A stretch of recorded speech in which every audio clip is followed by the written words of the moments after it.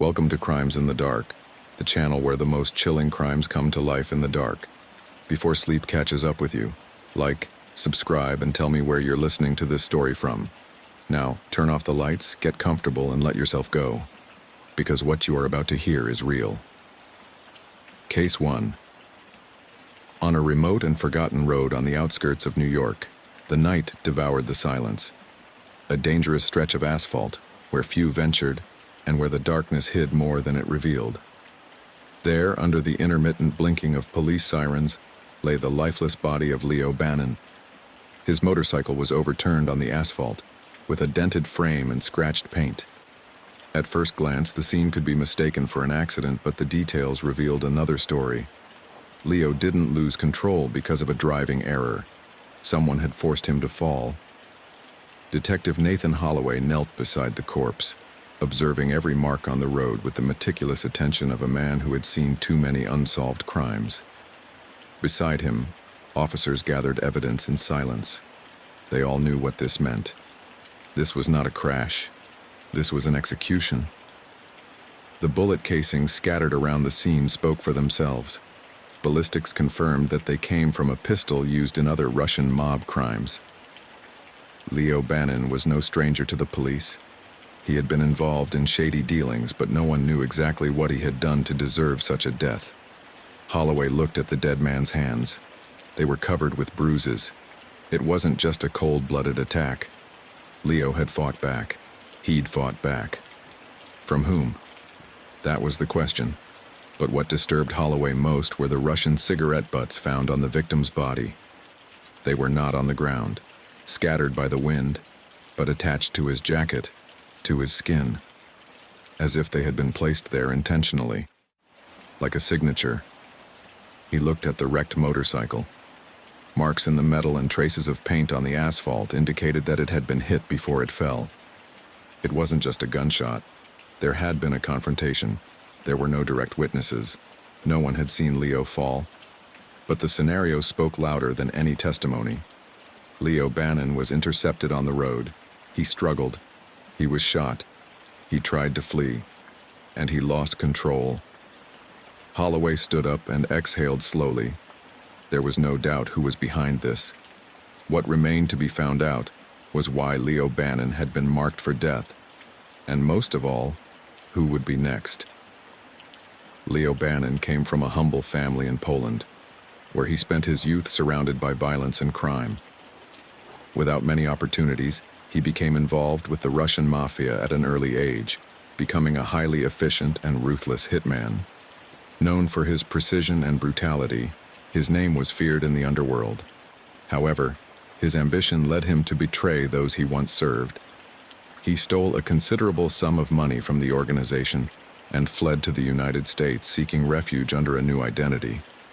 At 45, Leo had rebuilt his life in New York, where he worked as a nurse in a nursing home. There, he found a new reason to live, moving away from his bloody past and dedicating himself to caring for vulnerable people. He married Laura Bannon, with whom he shared a simple, quiet life. Although he never had children, he became a father figure to many elderly people in his care, forging bonds that gave him a sense of redemption. However, his past never completely disappeared. The Russian mafia neither forgets nor forgives, and Leo's trail was finally uncovered. His attempt to leave his old life behind ended in the only way possible, on a lonely road where his story of redemption closed with the same kind of violence with which it had begun. Laura Bannon was 42 years old and had a history marked by difficult decisions. Born in Poland, she spent part of her youth in the adult film industry before leaving it behind and moving to the United States with Leo Bannon. Her relationship with him was, at first, an escape, a promise of a different life, far from the scenarios of her past. However, over the years, their marriage had become a silent battlefield, full of resentment and secrets. During the interrogation, Lara admitted that she knew the truth about her husband. She knew that Leo had been part of the Russian mafia and that his escape was not a simple abandonment, but a betrayal with a robbery involved.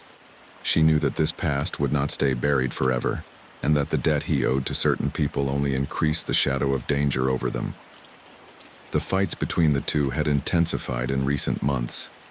Leo wanted a divorce. His indignation over Lara's past had never gone away, and now, after years together, he couldn't take it anymore. The tension between them grew until it became unbearable. Lara wanted to save the marriage, but he was determined to end it. In addition to personal problems, Leo had accumulated debts with several people and seemed increasingly cornered by them. His volatile temperament and bad decisions had led him into risky situations from which he could not easily extricate himself. On the night of the murder, Lara was at home. She had no connection to the events that led to her husband's death. Her grief and fear were genuine. However, Detective Holloway could not help but speculate about her situation. She wanted to avoid divorce, yes, but perhaps more than that. What she really feared was what might happen to her without Leo's protection.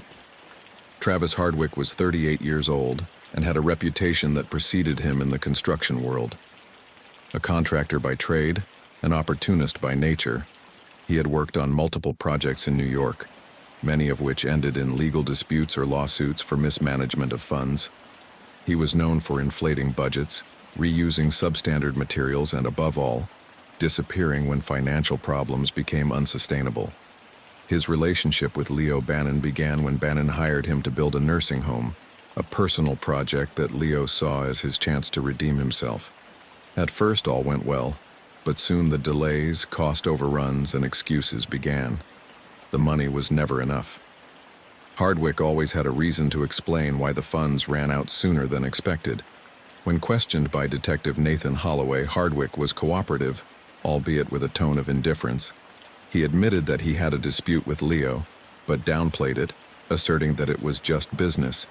He related that Leo had borrowed money from a loan shark named Russell Gertz, hoping to pay for the construction of the nursing home. However, Hardwick suggested that Leo mishandled the loan, and that, when money became scarce, tensions between the two escalated. The detective asked him if he had considered the possibility that someone killed Leo for money. Hardwick did not deny that the thought crossed his mind, but insisted that he had nothing to do with it. He explained that on the night of the murder he was at a local hotel with prostitutes, and that both hotel records and testimony from several people confirmed his presence there. However, Holloway knew that Hardwick was not a reliable witness. Investigating his transactions, he discovered that much of Leo's loan never made it to the nursing home. Instead, Hardwick spent it on parties, alcohol, and prostitutes, making him a less credible suspect. He had a clear motive.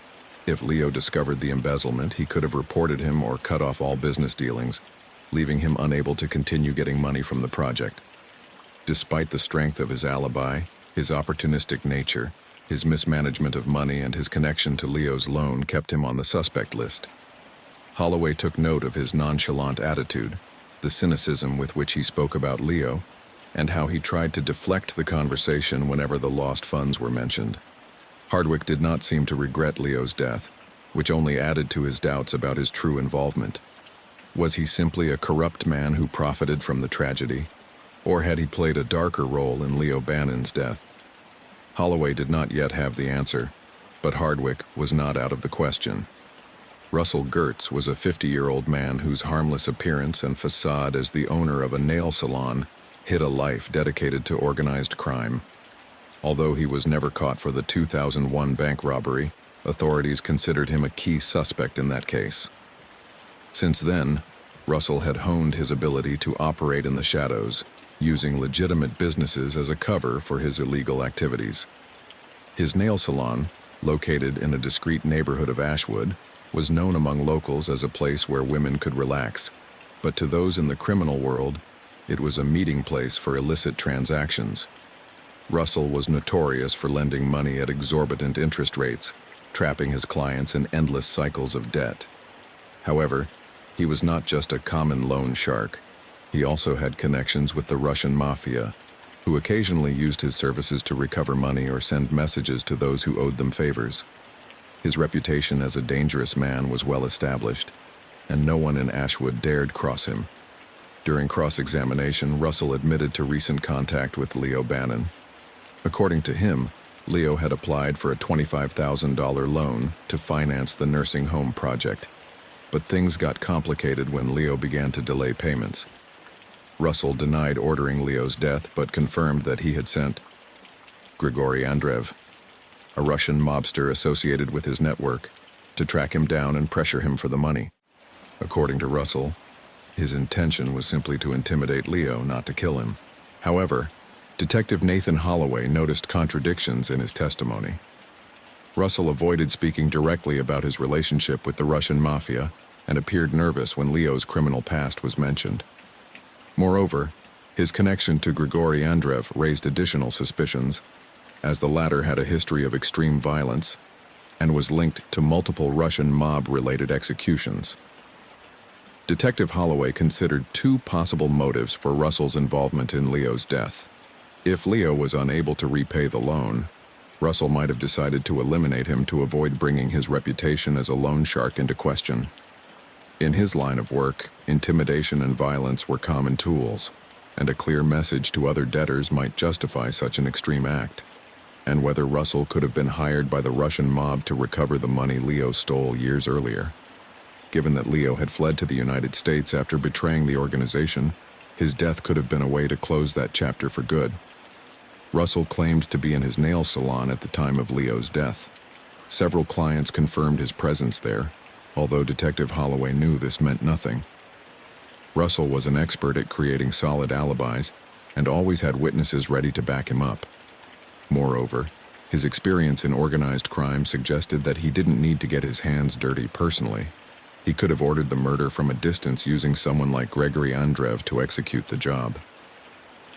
To Nathan Holloway, Russell Gertz was a dangerous man, whose actions were always calculated. His refusal to speak openly about his relationship with the Russian mob and his connection to Grigory Andreev made him a central suspect. Although his alibi seemed solid, the detective knew that men like Russell did not need to be physically present to commit a crime. In addition, his criminal history and ability to move between the legal and illegal worlds made him even more suspicious.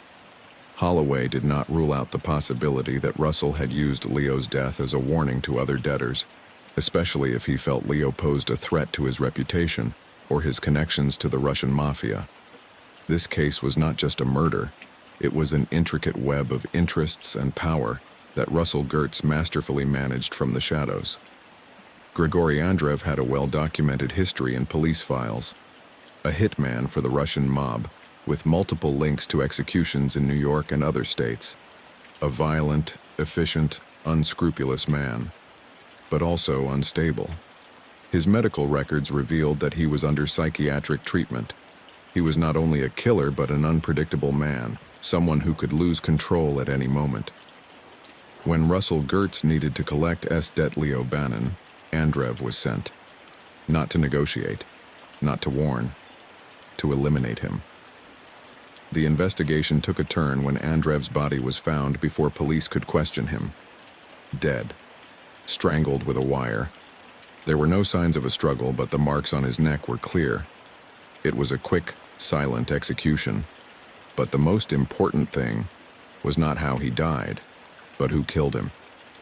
At the autopsy, police discovered something crucial. Traces of skin under his fingernails and marks on his hands that matched wounds on Leo Bannin's body. This changed the entire narrative of the case. Up to that point, Leo had been seen only as a victim, a man killed on the road. But now it was clear that he had fought before he died. Leo had not given up. In the confrontation, he had managed to kill Andreev before he was hit by gunfire. Now all the clues pointed to Russell Gertz. He had sent Andreev, and now they were both dead. It was clear that the Russian mob would not leave a loose end like Andreev without consequences.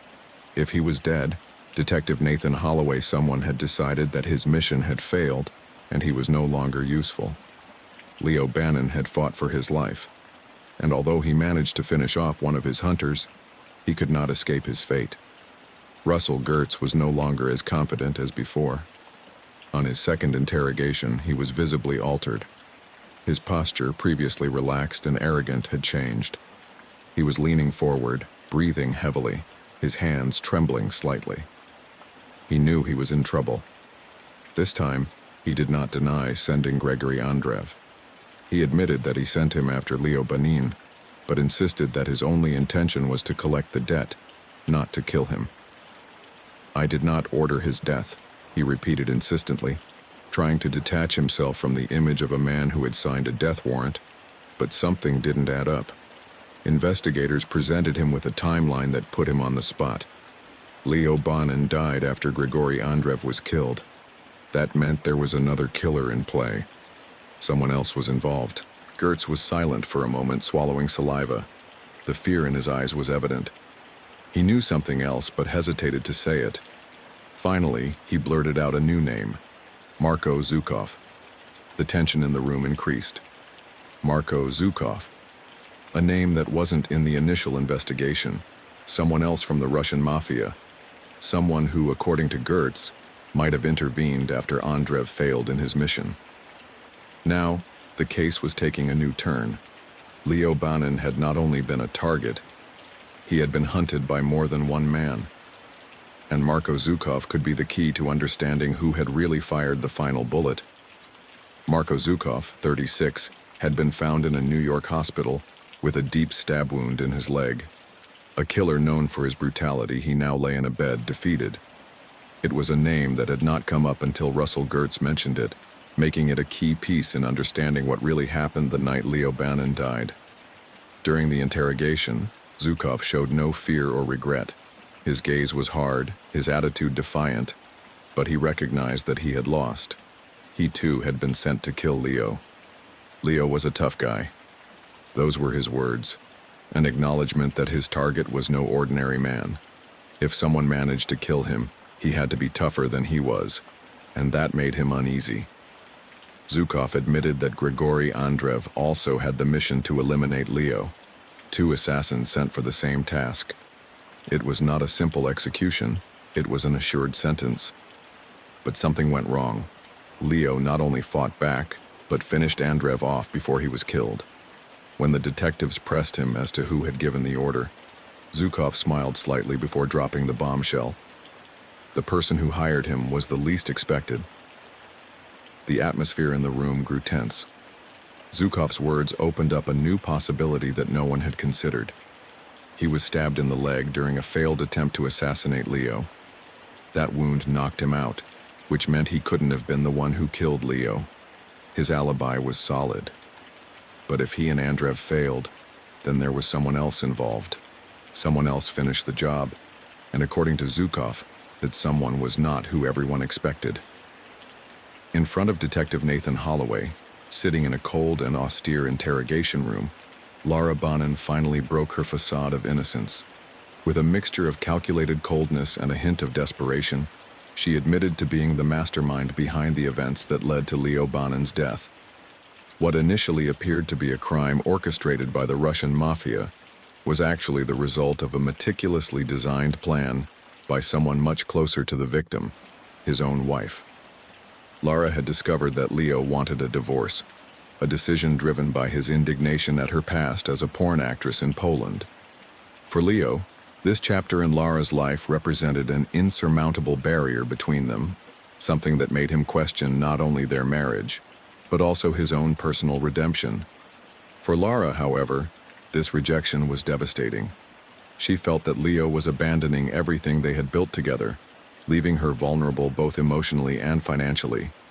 Moreover, she knew that if Leo divorced her, he could expose her to the Russian mafia, or even implicate her in his former betrayals.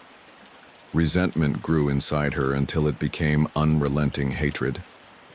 Lara decided to eliminate Leo, but she didn't want her hands to be stained with blood. She knew she needed intermediaries, people who could do the dirty work while she remained in the shadows. First, she contacted Grigory Andreev. However, this first attempt failed catastrophically when Leo, in a desperate act of survival, strangled Grigory during a physical confrontation. Unwilling to give up, Lara organized a second attempt. She hired Marko Zhukov, a professional assassin known for his brutality and efficiency. But again, the plan failed. Marko was stabbed in the leg by Leo during their confrontation and ended up hospitalized, unable to complete the mission. Despite these failures, Lara did not stop. She was determined to make sure Leo did not survive. Finally, Lara took matters into her own hands. As Leo fled on his motorcycle after his confrontation with Marco, Lara followed him in his car. From the driver's seat, she fired repeatedly at him, causing him to lose control of his vehicle and suffer the fatal accident. Forensic tests confirmed that the shell casings found at the scene matched a gun registered to Leo, although she had attempted to dispose of it after the crime. In addition, investigators discovered crucial evidence in Lara's home. She had frantically cleaned up traces of blood and made minor repairs to hide any trace of her involvement. However, forensic analysis revealed traces of Leo's blood in her garage, as well as fibers from her clothing attached to tools she had used to repair her car after the incident. These details sealed his fate. For Detective Holloway, Lara's confession was both shocking and revealing. What began as a case of mob revenge became a story of personal betrayal, resentment, and despair. Lara was not simply a grief-stricken widow. She was a woman caught between her past and her present, willing to do anything to protect herself and prevent Leo's abandonment. Her intelligence and cunning led her to orchestrate a complex plan, but her obsession to control every detail ended up giving her away. The Lara Bannon trial captured the attention of Ashwood and beyond. The details of the case exposed not only the dark side of the Bannon family, but also the deep scars both spouses carried from their respective pasts. Lara was convicted of premeditated murder and criminal conspiracy. Her attempt to use intermediaries to distance herself from the crime was futile in the face of the mountain of forensic evidence and her own confession. The community was shocked to discover that Leo's murder was not the work of the Russian mob, but of his own wife. To many, Lara represented the fragility of appearances, a woman who appeared to live a quiet, redeemed life, but in reality was willing to commit an act as extreme as murder to protect her future. Case 2. A modest house in a lower middle-class neighborhood, hidden among streets where people live with just enough, without asking too many questions. Nothing about it was striking from the outside. However, what they found inside was a scenario out of a nightmare. The home had been rented for cash under the false name Jack Smith, indicating that the victim was trying to remain anonymous. He didn't want to be found. He didn't want to be traced. But someone did. In the center of the living room, Jack Weaver's body lay in a pool of blood. Not only had it pooled on the floor, but it also splattered the walls, the furniture, even the ceiling in small dark spots. A pattern that did not correspond to a single gunshot. It was a massive hemorrhage. Detective Elliot Grayson, assigned to the case, soon noticed disturbing details. In the house were books about pandemics, theories about lethal viruses, handwritten notes with incoherent sentences about the end of the world. On the walls hung diagrams of viruses, DNA structures, and chemical formulas written in red marker. It all suggested that Jack Weaver was obsessed with infectious diseases. On the ground, next to the body, they found a 9mm bullet casing. There had been one shot. However, when they examined the body, something did not fit. Jack was bleeding from his eyes, a clear symptom of a hemorrhagic viral infection, similar to diseases like Ebola or the Iber virus. But a gunshot doesn't cause that. The investigation changed course immediately. If Jack was infected with a lethal virus, anyone who entered the house was at risk. The biosecurity protocol was activated. The CDC intervened, turning the home into a hot zone. Ultraviolet light, formaldehyde fog, total decontamination. All physical traces of evidence vanished in a matter of minutes. All that remained were digital photographs of the scene and the unknowns of what had really happened. Detective Elliot Grayson and his team left the house in full protective suits. They could have been exposed. The case was no longer just a murder. It was a race against time to understand what killed Jack Weaver and whether the threat was still present. Jack Weaver was about 45 years old, but his face reflected the weight of someone who had lived many lives in one. He was no ordinary man. He was a virus hunter, an expert on deadly disease outbreaks, someone who had traveled the world chasing infections that could wipe out entire populations. But his work was not only dangerous, it was morally questionable. He worked for Rhinelab Biomedical, a private company dedicated to biodefense. His job was to study lethal pathogens, understand their behavior, and prepare responses to potential biological threats. He was not just a scientist, he was someone who went into the heart of epidemics.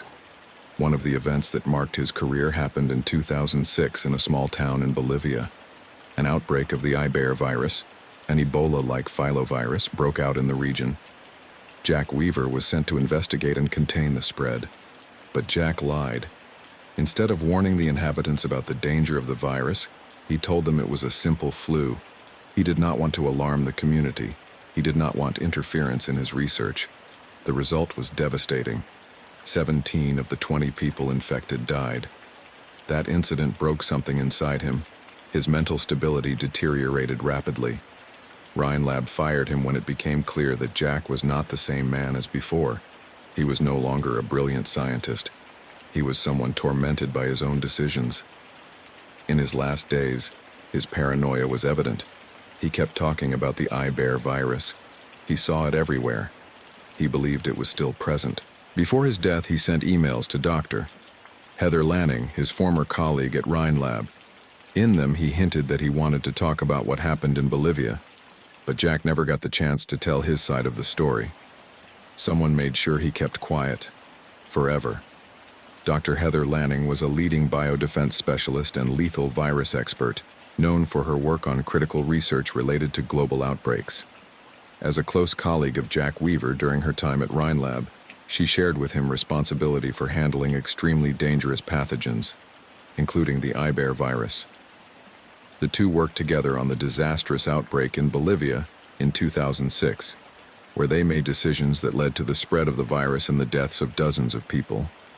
Heather had always been seen as a meticulous and ethical professional, but the incident in Bolivia scarred her career. She lied to the affected villagers along with Jack, assuring them that the virus was nothing more than a common flu. This act of concealment was key to avoiding the initial panic, but it also resulted in a tragedy that could never be fully explained to the public.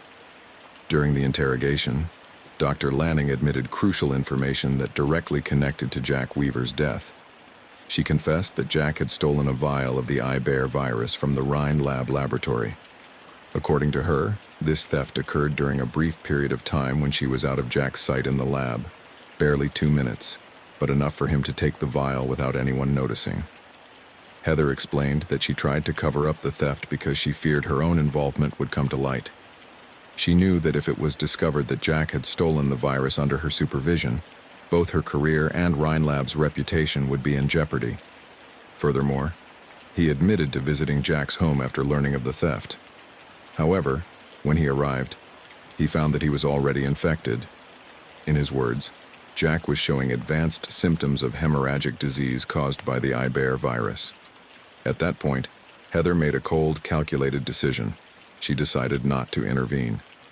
She left Jack to die alone in her home, leaving the scene without informing the authorities or seeking medical help. For her, this was the only way to protect herself and her career. Sean Stubbins was identified as an intruder who entered Jack Weaver's home shortly before or after his death. His appearance in the investigation arose when a medical alarm was activated at a local hospital due to the detection of symptoms associated with the Iber virus. Detective Elliot Grayson, taking all necessary precautions, headed to the hospital to question Sean as he was fighting for his life in an isolation unit. From his hospital bed, hooked up to machines that monitored his vital signs, Sean admitted to breaking into Jack Weaver's home. According to his testimony, he believed Jack was operating an illegal methamphetamine lab and expected to find drugs or cash. What he found, however, was something completely different. A chaotic and bloody scene, with Jack bleeding to death in the middle of the living room. Sean claimed he had no intention of killing Jack. He fired his gun in self-defense when he saw Jack, covered in blood and bleeding from his eyes, approaching him erratically. At the time, Sean thought he was being attacked by someone crazed or under the influence of some unknown substance. The shot was instinctive, an act of panic rather than premeditation. During his escape, Sean stole a briefcase he found in Jack's house, although he tried several times to open it. he never managed to crack the security mechanism. This briefcase, according to Detective Grayson's speculation, could contain critical information about the iBear virus, or even samples of the pathogen. Sean's presence at the hospital confirmed that he had been infected with the iBear virus. This occurred after coming into direct contact with Jack's blood during the confrontation. Symptoms began to manifest quickly, indicating that the virus was extremely aggressive and contagious. For the researchers, this raised a new concern. If Sean had been exposed, would other people be at risk? Sean stated that he returned home immediately after leaving Jack's home. It was there that the first symptoms of the virus began. Furthermore, his criminal history and lack of medical knowledge made it unlikely that he was involved in the handling of the iBear virus. To Elliot Grayson, Sean Stubbins was a minor player in this tragedy. His intrusion into Jack's house was probably a case of bad luck or coincidence, but his confession provided important clues. The briefcase he stole could be the key to understanding what Jack was doing with the iBear virus and why he had decided to hide it. However, Sean's involvement also raised questions about the nature of the virus. If Sean had been accidentally infected, what was the real extent of the danger? Were there other intruders or exposed individuals who had not yet developed symptoms? The possibility of a broader biological threat began to take shape in the detective's mind. Detective Elliot Grayson and his team were meticulously searching the home of Sean Stubbins, following the trail of the stolen briefcase. The place was a mess with dirty clothes, leftover food, and a stench of confinement and sweat permeating the walls. There appeared to be no sign of the briefcase until a noise in the back alerted the agents. Someone else was there. In the darkness, Dante El Comerciante Velasquez was trying to move without being detected, desperately looking for something among the furniture. He had no chance to react when the agent subdued him. A man in his 30s, dressed in expensive but worn clothes, with an attitude that oscillated between arrogance and nervousness. He knew he had been caught. He was no mere intruder. Velasquez had a history that made him a greater threat. A trafficker in illegal substances and products, he was linked to the smuggling of biological material, chemical weapons, and experimental drugs. He had been investigated by Interpol, but never caught with hard evidence.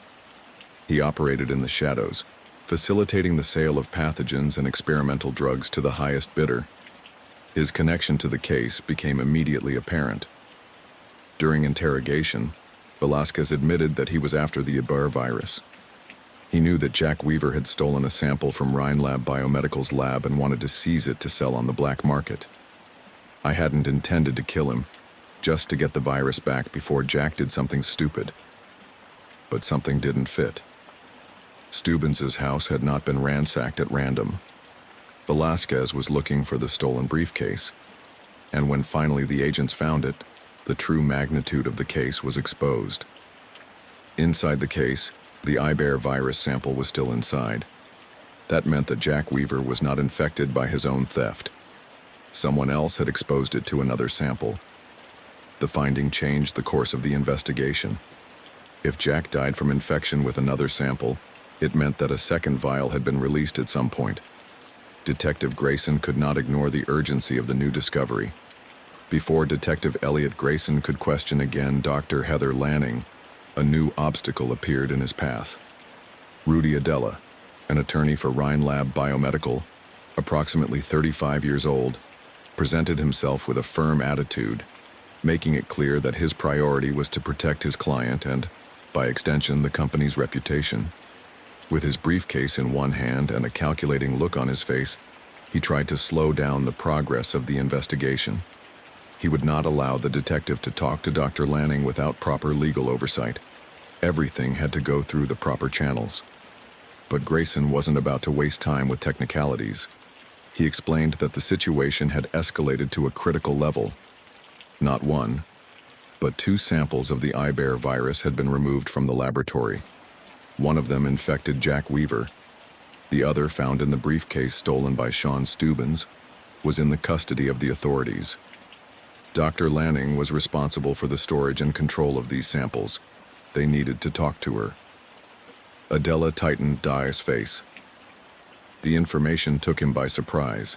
He may have known about the theft, but not that both samples had already been located. After a brief silence, he agreed to the interrogation, but under conditions. Dr. Lanning could speak, but only in the presence of a company attorney. Grayson knew this would complicate things, but he had no choice. If Lanning was hiding something, it was now or never to find out. Detective Elliot Grayson sat across from Dr. Heather Lanning for the second time. This time, her attitude was different. She was no longer cold and calculating. She seemed stricken, as if the pressure of the investigation was finally catching up with her. When asked about the second sample, his answer was clear. "I don't know anything about that." His voice did not have the firmness of someone lying, but that of someone genuinely confused or desperate to get out of the situation. But it was what he said next that changed the course of the investigation. When Grayson asked him why he had sent his lawyer, Rudy Adela, to block the interrogation, Lanning frowned and flatly denied having done so. "I never sent it." The detective was silent for a moment. Something didn't fit. If Dr. Lanning had not called the lawyer, then why had Adela intervened? Who was he really protecting?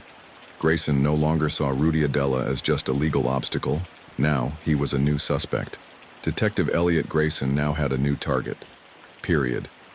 Rudy Adela, the lawyer who had tried to block access to Dr. Heather Lanning, was no longer just an obstacle in the investigation. He was a suspect. Before calling him in for questioning, Grayson reviewed his file. And what he found completely changed the perspective of the case. Rudy Adela was not just a corporate lawyer. Years earlier, he had lost his family during the outbreak of the Iber virus in Bolivia. The deaths were a direct result of the lies of Jack Weaver and Heather Lanning, who had assured the public that it was just the flu. Because of that lie, his wife and children died. That fact marked him for life. Adela was not just a lawyer, he was a man with a mission. He had admired Rhinelab mission, believing the company was on the front line of defense against pandemics. He worked hard to become part of the company, not out of ambition, but out of revenge. The breaking point came when she discovered a letter written by Dr. Lanning, in which she confessed to lying about the nature of the virus in Bolivia. It was the proof she needed to confirm that Jack Weaver had not only been incompetent, but directly responsible for the death of her family. But he wasn't just seeking revenge against Jack. He also uncovered corruption within Rhinelab. The company was selling pathogens on the black market, with customers like Dante El Comerciante Velasquez. The same virus that killed his family was being trafficked to the highest bidder.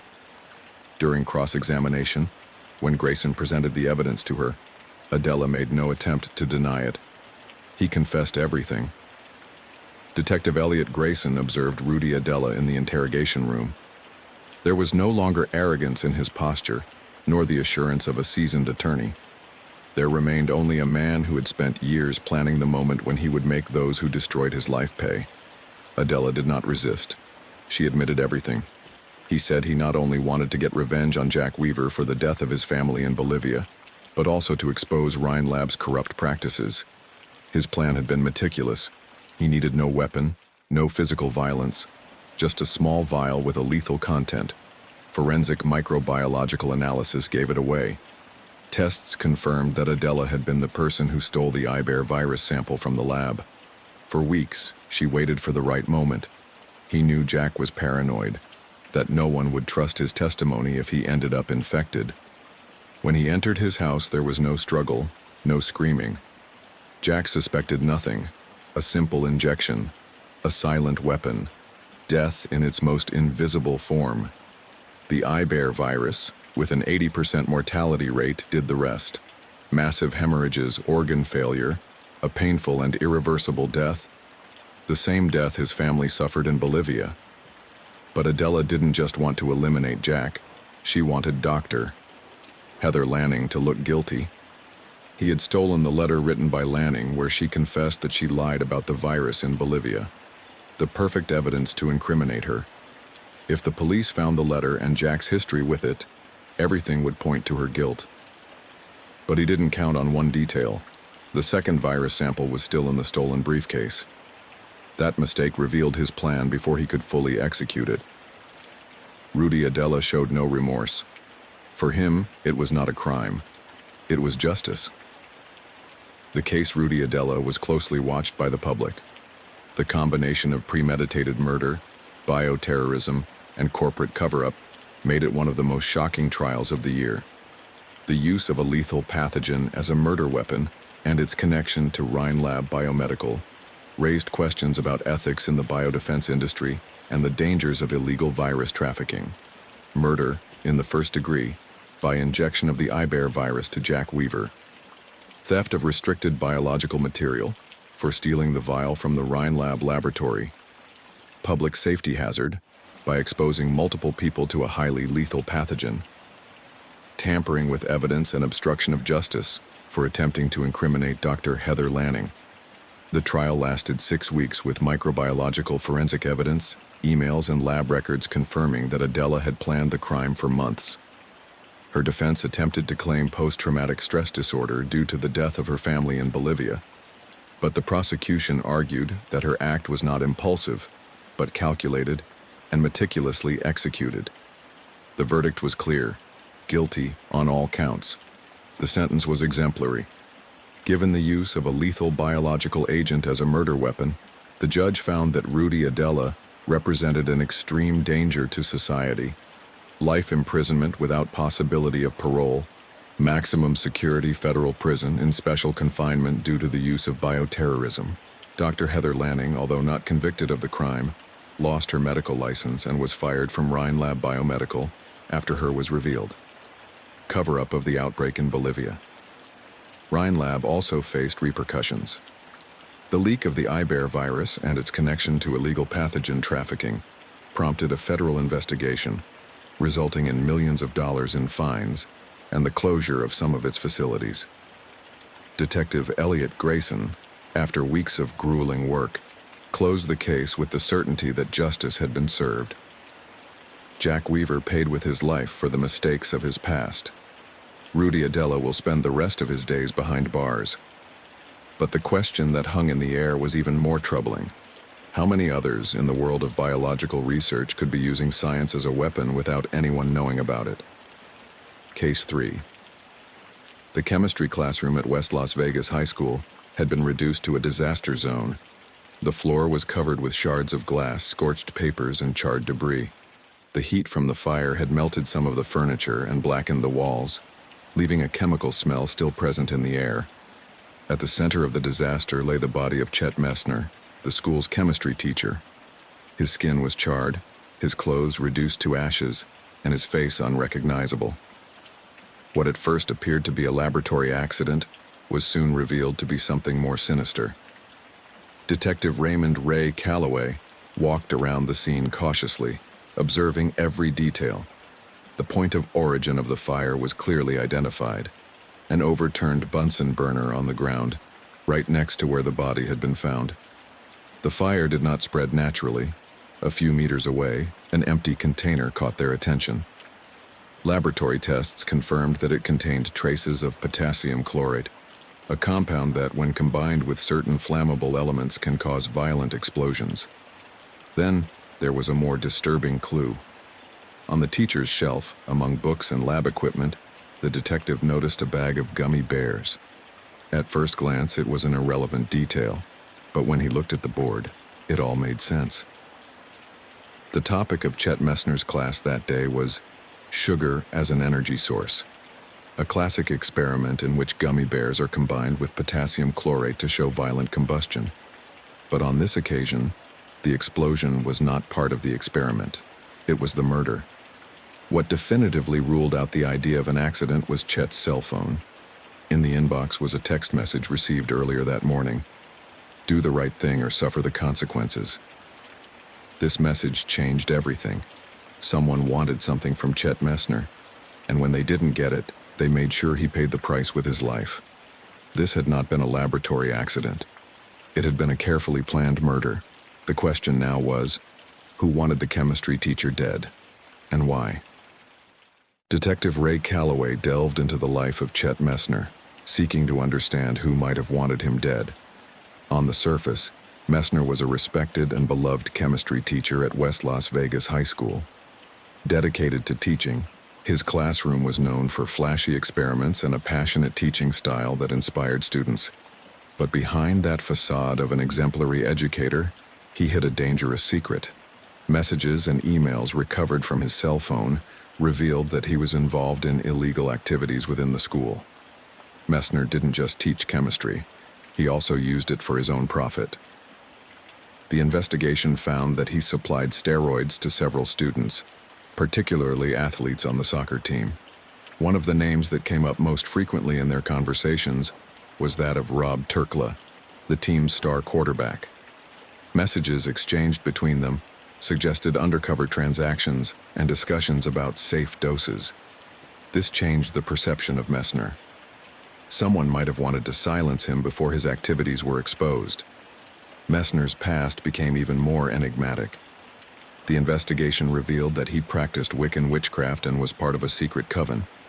However, his relationship with the group did not end well. He had spoken publicly about certain practices, which led to his banishment. No one in the coven used real names in their communications.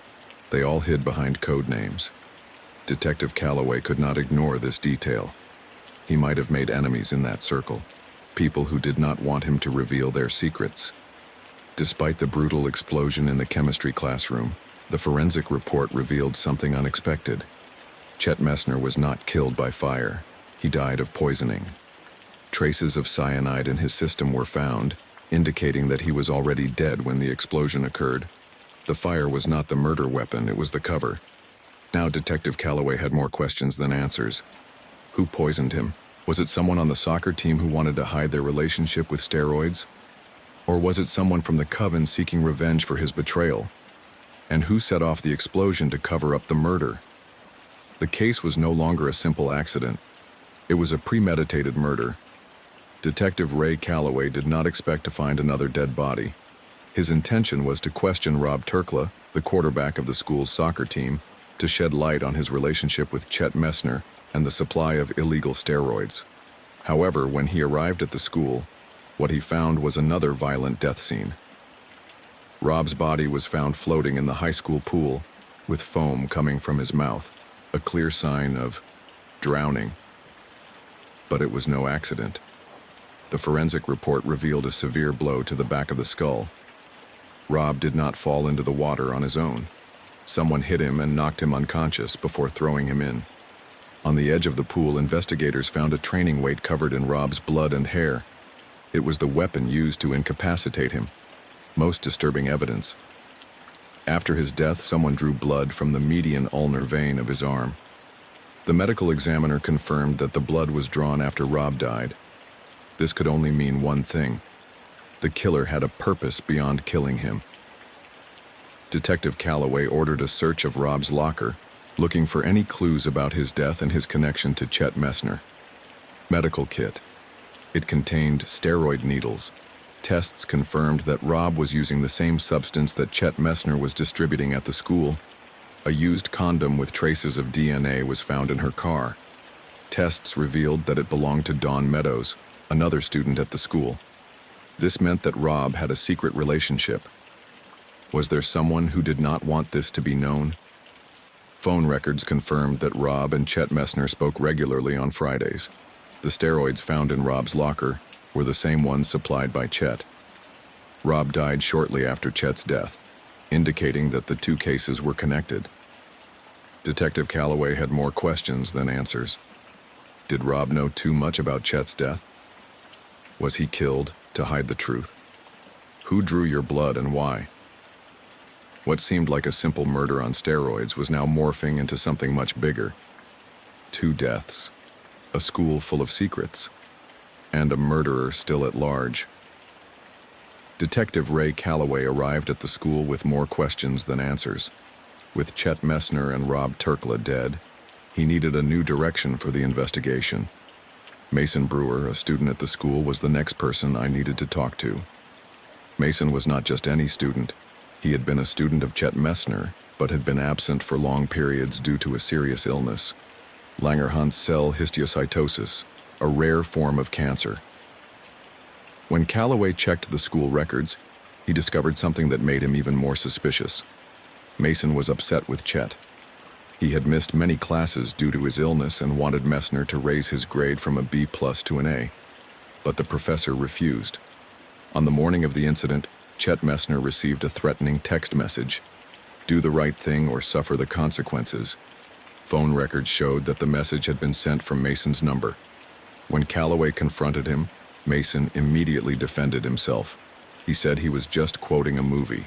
The detective was not convinced, but he still had no evidence that Mason was involved in Chet's explosion or poisoning. However, there was something else that caught the eye. Mason was taking a video selfie in the school hallways when the explosion occurred. The video, analyzed by the experts, confirmed that he could not have been in the classroom at the time. That meant that while he may have sent a threat, he was not the one who carried out the crime. But then, the conversation took an unexpected turn. When the detective informed him that Rob had been found dead in the pool, Mason broke down emotionally. He admitted that they had a relationship. The finding of DNA on the condom in Rob's car confirmed the connection. This changed the direction of the case, but it wasn't just the relationship with Rob that raised suspicions. When Calloway asked him about Chet Messner connection to Wiccan witchcraft, Mason became visibly nervous. After several seconds of silence, he admitted something shocking. "I found out my mom was part of the group." His mother, a teacher school. This changed everything. If the school principal was part of the coven that banished Chet Messner, could she have been involved in his murder? And more importantly, how far was she willing to go to hide that secret? Detective Ray Calloway knew the investigation had taken an unexpected turn. What began as the apparent accidental death of a chemistry teacher had morphed into a case of premeditated murder, steroid trafficking, and now, with the revelation of Mason Brewer, a possible conspiracy within the school. It was time to talk to Rebecca Brewer, a teacher at the institution and Mason's mother. Rebecca arrived at the interrogation with a calm and calculating expression.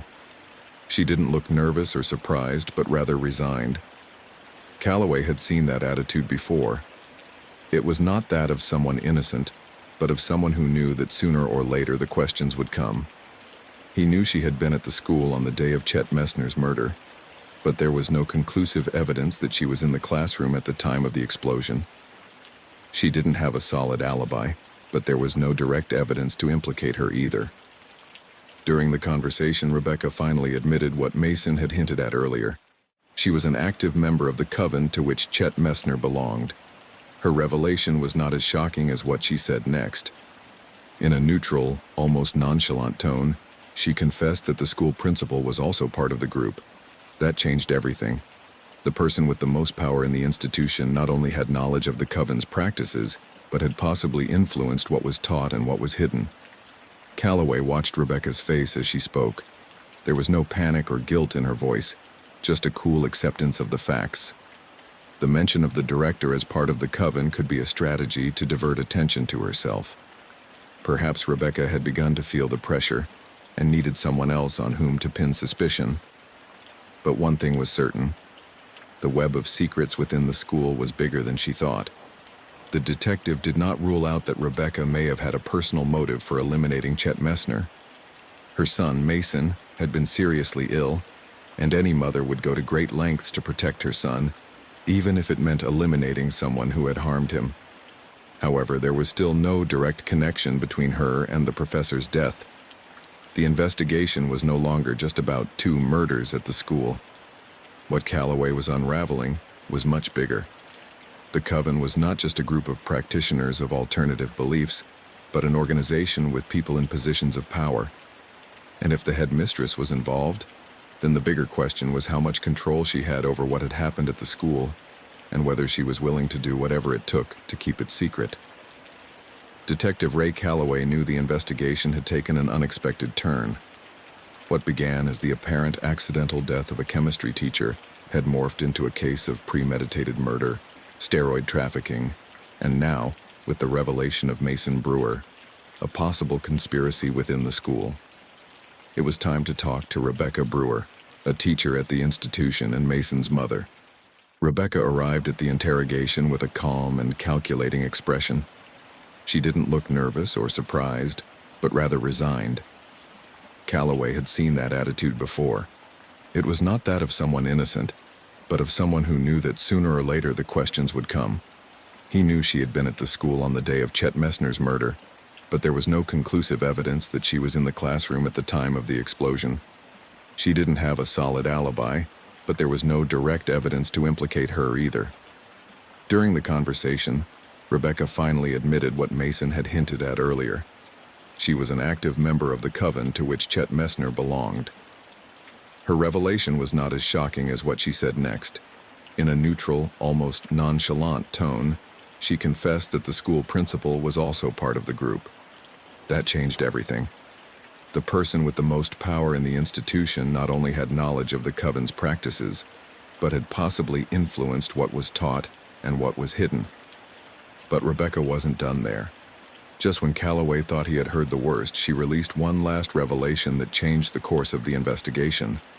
Not only was the director part of the coven, but she was in a relationship with Rob Turkla. The detective was silent, processing what he had just heard. Rob, the quarterback of the soccer team, the same student who had been found dead in the pool with signs of having been beaten and with traces of blood drawn after his death, had a link to the person who ran the school. That meant that not only was there a web of secrets within the institution, but that Chet Messner had dangerous information in his hands. If he knew about the relationship between the director and Rob, then he had power over her. The question was whether he had used that information to blackmail her, or whether he had simply become a threat to her and the coven. Calloway watched Rebecca's face as she spoke. There was no panic or guilt in her voice, just a cool acceptance of the facts. The mention of the director as part of the coven might be a ploy to divert attention to herself, but the bit about her relationship with Rob complicated everything even more. If Chet Messner knew about them, then not only was there a reason to eliminate him, but Rob could also have been seen as a problem. The investigation was no longer just about 2 murders at the school. What Calloway was unraveling was much bigger. The coven was not just a group of practitioners of alternative beliefs, but an organization with people in positions of power. And if the headmistress was involved, then the bigger question was how much control she had over what had happened at the school, and whether she was willing to do whatever it took to keep it secret. Detective Ray Calloway knew this was the most important interrogation yet.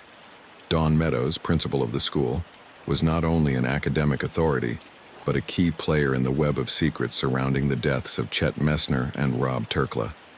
What Rebecca Brewer had revealed put her at the center of the investigation, and Calloway was ready to confront her. Dawn arrived in the interrogation room with unwavering composure. She dressed elegantly, with a firm posture that denoted her leadership role. However, there was something in her gaze that the detective recognized immediately. It was the look of someone hiding something. The first point of the conversation was his relationship with Rob Turkla. She did not deny anything. In a restrained tone, she admitted that she maintained a relationship with the student. She tried to justify it as an emotional connection, an error in judgment, rather than a premeditated illicit relationship. She said that Rob understood her in a way that no one else did, but that he would never have wanted to hurt her. However, Calloway was not interested in her justification, but in the consequences. If Chet Messner knew about the relationship, he became a threat to her. A professor who had already been expelled from the coven, a man who had nothing to lose, could use that information against her. Was that enough for Dawn to want to silence him? When the conversation turned to Rob's death, the director remained calm until Calloway mentioned a crucial detail. Someone had taken blood from Rob's body after his death. That's when the director's mask of professionalism cracked.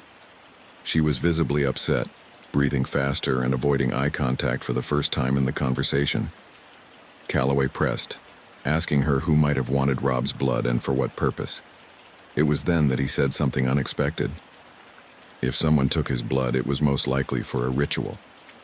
The revelation left Calloway silent for a moment, not because it was surprising that a Wiccan group would perform rituals, but because he was admitting it with chilling naturalness. And what he said next changed the course of the investigation. Ed Lusk leads the coven. This name had not appeared in the investigation until now. Ed Lusk was neither a teacher nor a senior administrative figure. He was the school janitor, a man invisible to most, someone who listened to conversations without being noticed, who had access to every corner of the building without arousing suspicion. If Lusk was leading the coven, it meant that his influence could have reached as far as Chet Messner and Rob Turkla. Calloway looked at Dawn in silence for a few seconds. He had no conclusive evidence against her, but her nervousness spoke volumes. If someone drew Rob's blood, it wasn't a random act. It was part of something bigger, and Ed Lusk was next on the list for questioning. Detective Ray Calloway entered the interrogation room with the certainty that he was about to close the case. Everything had been fragmented, loose, disconnected. But now, the pieces were beginning to fit together. Ed Lusk, the school janitor and coven leader, sat across from him with a serene expression.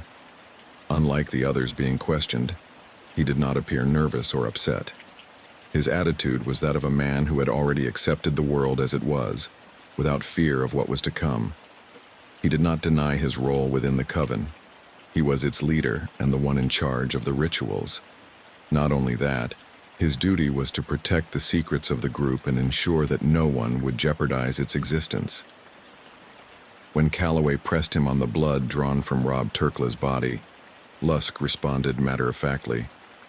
It was for a healing ritual.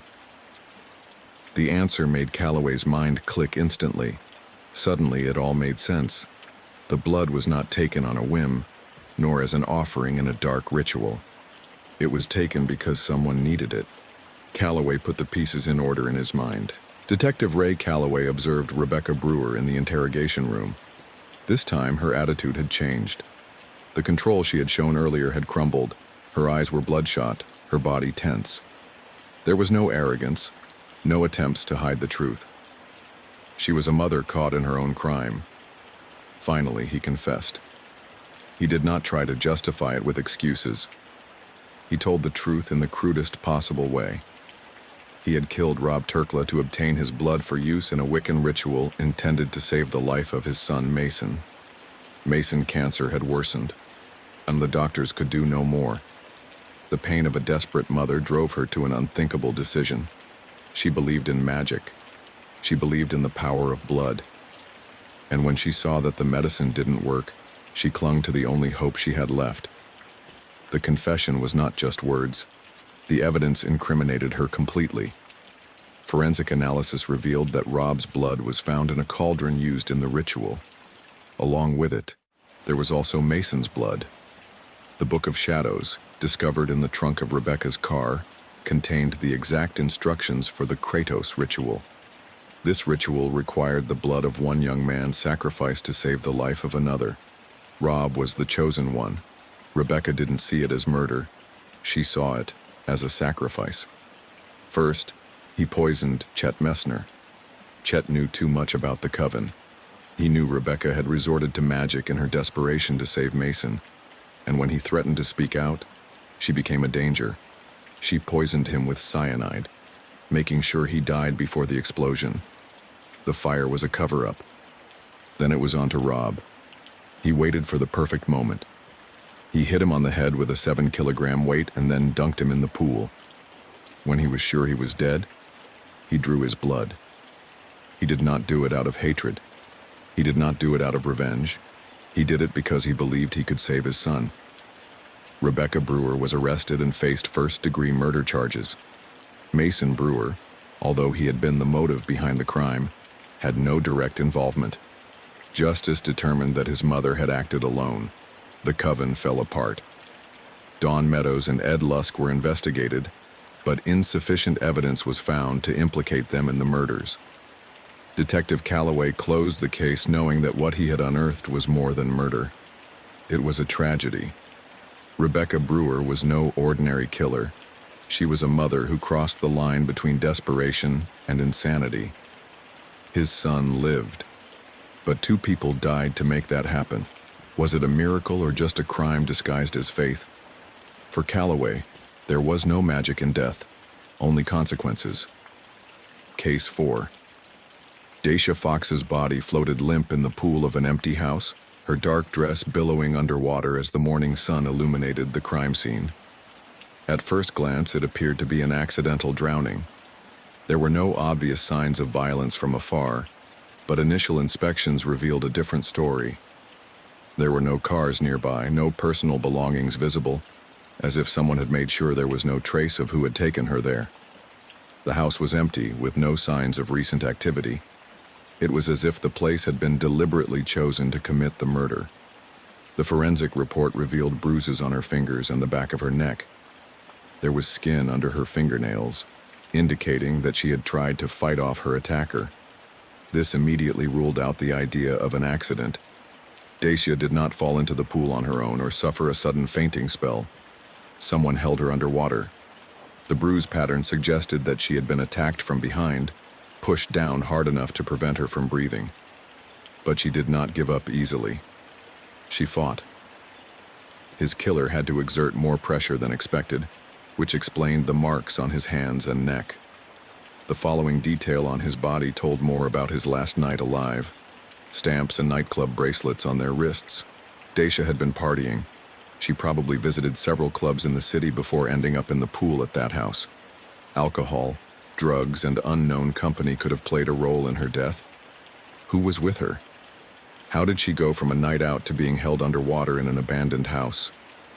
The security cameras of the clubs and the testimony of his acquaintances would be key to trace his last movements.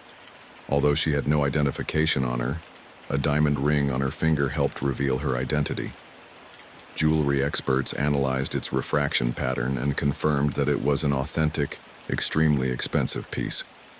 The ring was not just any accessory. It was a high-value piece, probably a gift from someone important in her life. That detail added another unknown to the case. If his killer wanted to make it look like an accident, why leave the ring? If it was a robbery gone wrong, why didn't they take the jewelry? The detective in charge knew that the key was in his last moments of life. Dacia Fox was not a simple drownings case, it was a murder, and someone in that city knew exactly why. Dacia Fox, 38, was a woman living between luxury and self-destruction.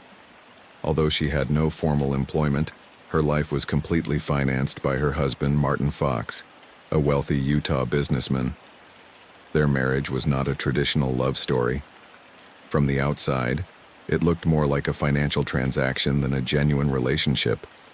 Martin provided her with financial stability, and in return, she had to maintain a presentable image, away from scandals. But Dacia never fit that mold. He had a long history of drug and alcohol use. His lifestyle was luxurious, but also chaotic.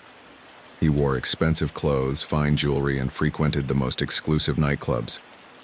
For Martin, this was a problem. He kept her in rehab, not because he believed in her recovery, but to prevent her behavior damaging his public image.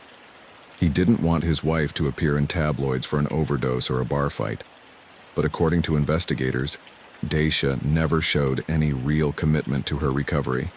She was in rehab because Martin had enrolled her, not because she wanted to change. The detective knew that Martin Fox should be questioned. When he arrived from the airport, visibly upset after interrupting a business trip, his reaction was direct. He just said he wanted to avoid this. He said he loved her, but she was self-destructive. His tone was not that of a grieving husband. It was that of a tired man. Did he know anything more than what he was saying? Or simply, was he resigned to this being the end he had always feared? The detective needed more answers. Detective Ray Calloway observed Adam King seated across the interrogation table. The owner of Desert Peace Rehabilitation Center looked tense, although he was trying to maintain his composure. This was not the first time he had dealt with the police. He knew what to say, how to say it, and most importantly, how to protect himself. Dacia Fox wasn't just a patient at his center. She was a source of income. Every week, Martin Fox paid him $8,000 to keep his wife in rehab. Not because he believed she really wanted to recover, but because it was the only way to avoid scandal. For Adam, Dacia was a profitable investment, and losing her meant losing money. When Calloway began asking questions, Adam was cooperative, but cautious. He said the last time he saw Dacia was at 9 p.m., the night before her death. According to him, she slipped away to go out partying, something she did frequently.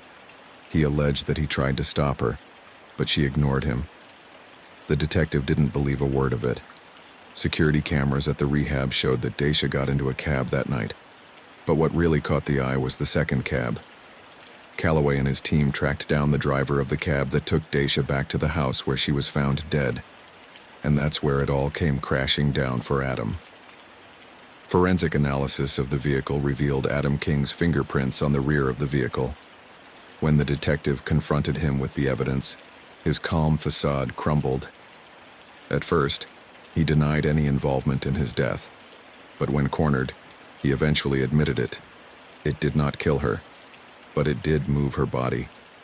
He said he found her dead and knew that if the police found out she had been at Desert Peace, his business would be ruined. He knew it wouldn't take long for the media to associate her death with rehab, and his list of millionaire clients would disappear. So he did the only thing he thought could save his reputation. He moved her corpse to the empty house and left her in the pool. I wanted it to look like an accidental drowning, but there was something he could not answer clearly. If he found her dead, who killed her before he intervened? Forensic DNA ruled Adam out as the killer.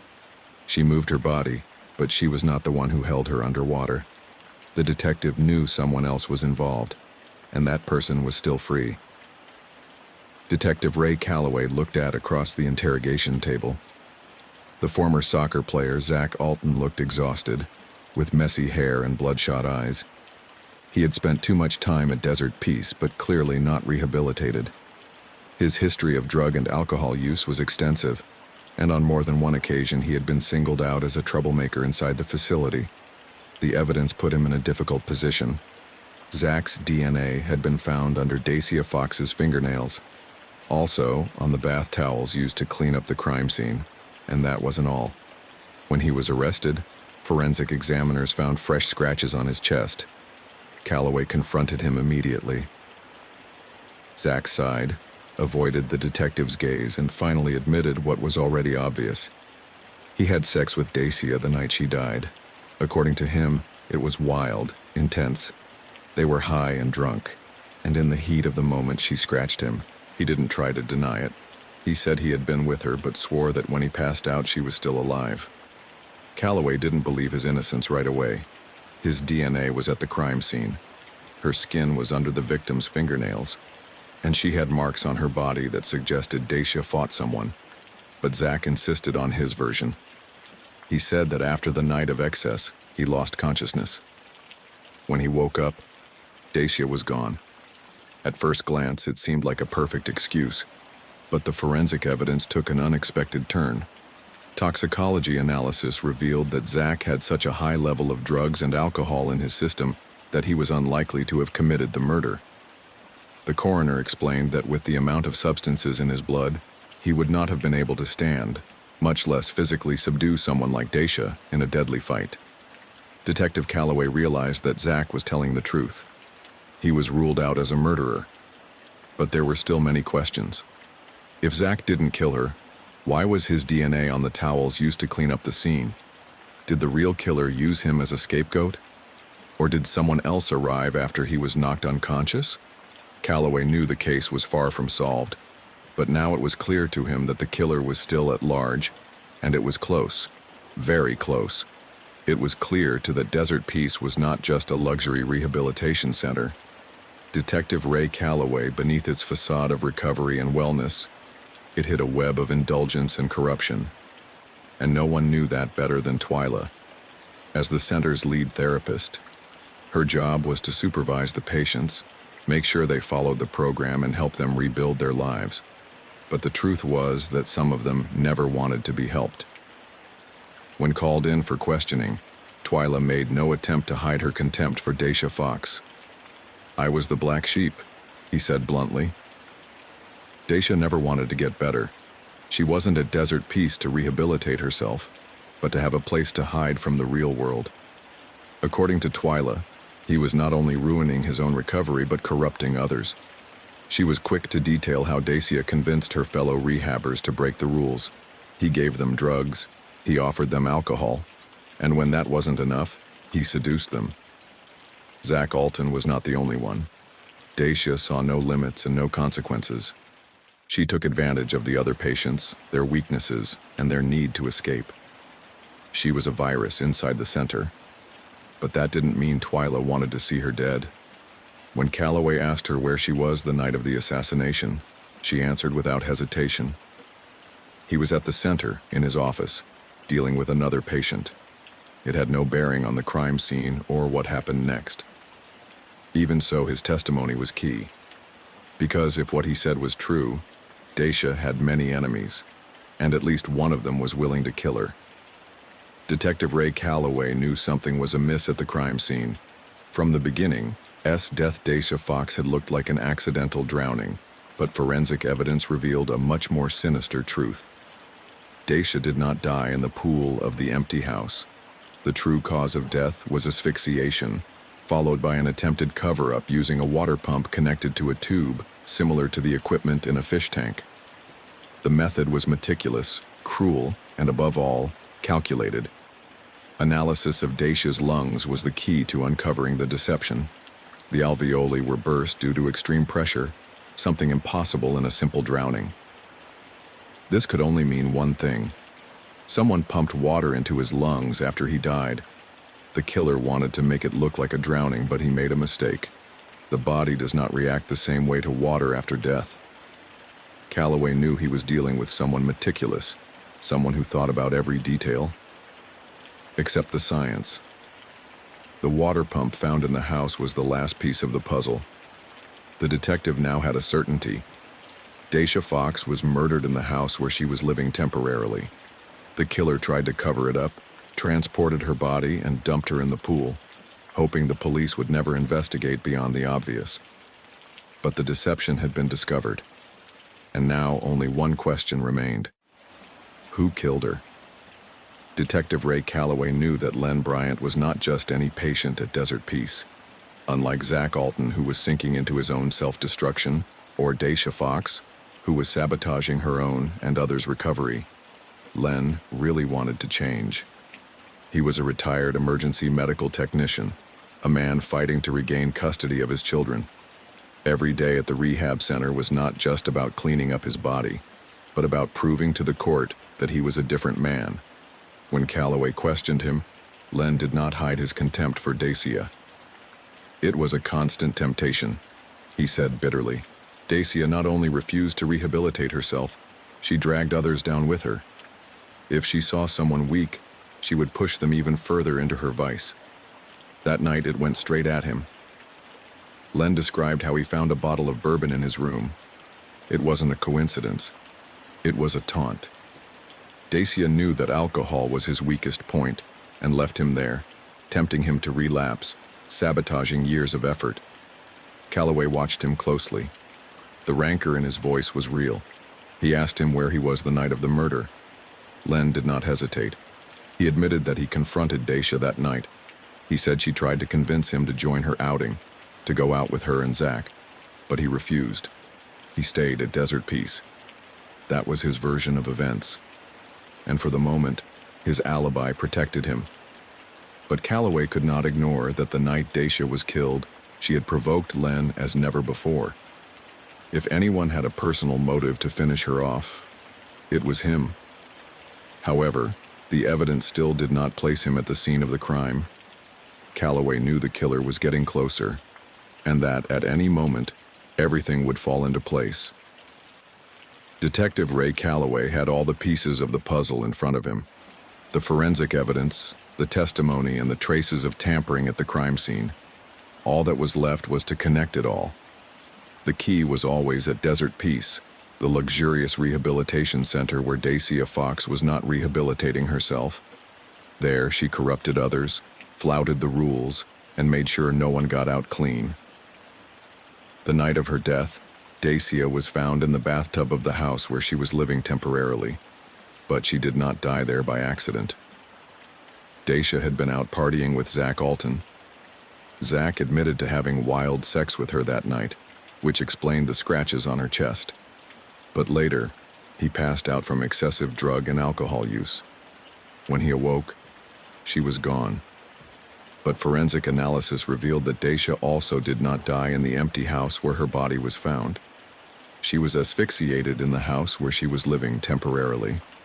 And Adam King, the director of Desert Peace, knew that if her death occurred on the center's premises, he would be legally responsible. There was a clause in her contract with Martin Fox. If anything happened to Dacia inside the facility, Desert Peace was to respond. But if he died elsewhere, it was no longer his problem. Adam King did not kill Dacia, but he did find her body in the bathtub, and instead of calling the police, he moved the body to an empty house and placed it in the pool. I wanted it to look like a drowning, an accident. Detective Ray Calloway knew that everything was finally coming together. From the beginning, the crime scene had been manipulated to look like an accidental drowning, but the autopsy had revealed a more disturbing reality. Daisha Fox had not drowned. She had been asphyxiated, and only one person had the knowledge to simulate a drowning with such precision: Len Bryant, a retired emergency medical technician, a man with training in how the human body works, how to manipulate it, how to simulate a false cause of death. But beyond his technical knowledge, Len had a real motive for killing Dacia. He saw her as a constant temptation, a dark shadow on his road to rehabilitation. That night, she went too far. When Len entered his room, he found a bottle of bourbon waiting for him. It was not a simple provocation. It was a cruel taunt. Dacia knew he was fighting to regain custody of his children. She knew he couldn't afford a relapse. But he didn't care. He laughed. She challenged him. And Len lost control. During the interrogation, he tried to minimize what had happened. "I just wanted to shut her up just for a moment." He said he covered her with a pillow so she would stop provoking him, so she would stop telling him she would never be cured. But when he removed the pillow, she was not breathing. Detective Calloway knew it was no accident. Len was a medical professional. He knew exactly how long he could push without killing someone. But at the time, he didn't care. When he realized what he had done, he tried to cover it up. He carried Dacia's body to the bathtub and pumped water into her lungs to simulate drowning. He thought the police would not question him. He thought the death of an addict would be just another forgotten case. But he underestimated the forensic evidence. He underestimated Calloway. When Adam King found the body and moved it to protect his business, it only further complicated the scenario. But the crime had already been committed. Len could no longer sustain his lie. He collapsed. He confessed. He was formally charged with murder. The case was closed. But Calloway knew there was no justice in a story like this. Dacia died not only at Len's hands, but because everyone around her saw her as a problem instead of a person. And in the end, his death was just the last act in a life full of excesses, provocations, and mistakes that he never had the opportunity to correct. The trial of Len Bryant was one of the most media-acclaimed trials of the year in Las Vegas. Not only because of the nature of the crime, but because of the complex web of cover-ups and manipulations that surrounded it. The murder of Dacia Fox was not the impulsive act of an addict, but the calculated execution of a man who had lost control. The prosecutor's office presented a strong indictment. Forensic reports showed that Len not only suffocated Dacia Fox, but then attempted to cover up his crime by faking a drowning. The use of the water pump and the alteration of the crime scene were irrefutable evidence of premeditation. During the trial, Len tried to defend himself. Her lawyer argued that he had not meant to kill her, only to shut her up for a moment. He argued that it was manslaughter, not premeditated murder, but the jury didn't see it that way. Len's medical background as an EMT was key to the sentencing. He knew exactly what he was doing. If he had released her a few seconds earlier, Dacia would have survived. But he didn't. Verdict: guilty. After a 3-week trial, the jury found him guilty of second-degree murder. The defense tried to appeal to his struggle for rehabilitation, to his desire to change and to recover his children. But the prosecution insisted that someone with his training could not claim ignorance. The judge showed no mercy. Sentence: 35 years in prison without possibility of parole. Len Bryant was taken to a maximum security prison. In his last statement before being transferred, he said that he had not wanted to kill her, but that he could not forgive himself. Detective Ray Calloway watched Len's cell being locked and knew the case was officially closed. But there was no justice in this story. Dacia died because everyone around her saw her as a problem instead of a person. Desert Peace continued to operate. Adam King was never convicted of covering up the crime. Zach Alton returned to his life of excess. And Martin Fox merely paid for his silence, ensuring that his family name was not tarnished by the scandal. For all of them, Dacia Fox was nothing more than a mistake that was eventually erased. But to Calloway, she was just another victim of a world that never gave her a real chance at redemption. And that was the saddest thing of all. Case 5. The Dark Memorabilia Convention in Las Vegas attracted the most eccentric collectors in the country. There, among masks worn by killers, letters written from prison, and bloody objects auctioned for exorbitant sums, the big attraction of the night was Lucas Ream's original car, the Sin City Slasher. The event was packed with journalists, fans, and buyers willing to pay thousands of dollars for any item with a bloody past. The tension grew when the organizers announced the unveiling of the vehicle. But when the tarp was removed and the lights focused on the car's interior, the horror became real. One body was in the driver's seat. The event, which celebrated the remnants of a criminal history, had just become a crime scene. Police quickly identified the victim. He was Damon Harlow, a serial killer relic dealer. His business consisted of buying and selling items related to famous criminals, moving in a gray area between the legal and the macabre. He was no stranger to the convention. To some, Damon was an expert in rare objects, a shrewd negotiator. To others, a con man who played on people's fascination with the morbid. But someone had decided that his time was up. Damon was stabbed 11 times inside the car. The autopsy revealed that he died in the driver's seat, unable to fully defend himself. The blood pattern indicated that the attack had been rapid, without pause, without hesitation. The car was not only the scene of the crime, but also one of the key pieces of evidence. The blood spatter pattern showed something strange. Some wounds were not inflicted directly, but something sharp went through the driver's door. The metal had cuts, as if the weapon had pierced from the outside in. Detective Ray Calloway observed the damage to the door. Something sharp and strong enough had been used in the attack. It was not a simple pocket knife nor a kitchen knife. It was something tougher, something more dangerous. If Damon was inside the car, that meant his killer could have attacked him from outside, before getting into the car and finishing the job. The detective knew that the motive for the murder had nothing to do with reenacting Lucas Ream's crimes. This was neither a tribute nor an imitation. It was personal, and the key to finding the killer was in what Damon was selling. It was clear that the murder of Detective Ray Calloway Damon Harlow had not been a tribute to Lucas Ream or a random killing. It was personal. And if there was anyone with reason to hate him, it was Nora Waters. Nora was not just a convention attendee. She was the sister of Rachel Waters, one of Lucas Ream's victims. To her, the whole event was an aberration. The idea that a group of fanatics and collectors would gather to buy memorabilia of a murderer who destroyed her family was repugnant to her. But more than anything, he detested people like Damon Harlow. To her, Damon was not just a dealer in macabre objects. It was a vulture, a man who desecrated the memory of the victims, selling their deaths as if they were a spectacle. When questioned, she made no secret of her contempt for Damon. He said he profited from the pain of others, that he considered him as guilty as the murderer who inspired him. Detective Calloway knew his hatred was genuine, but did that mean he had killed him? The initial evidence was not in his favor. His fingerprints were at the crime scene, but when Calloway dug deeper into the convention records, he found something that changed the direction of the case.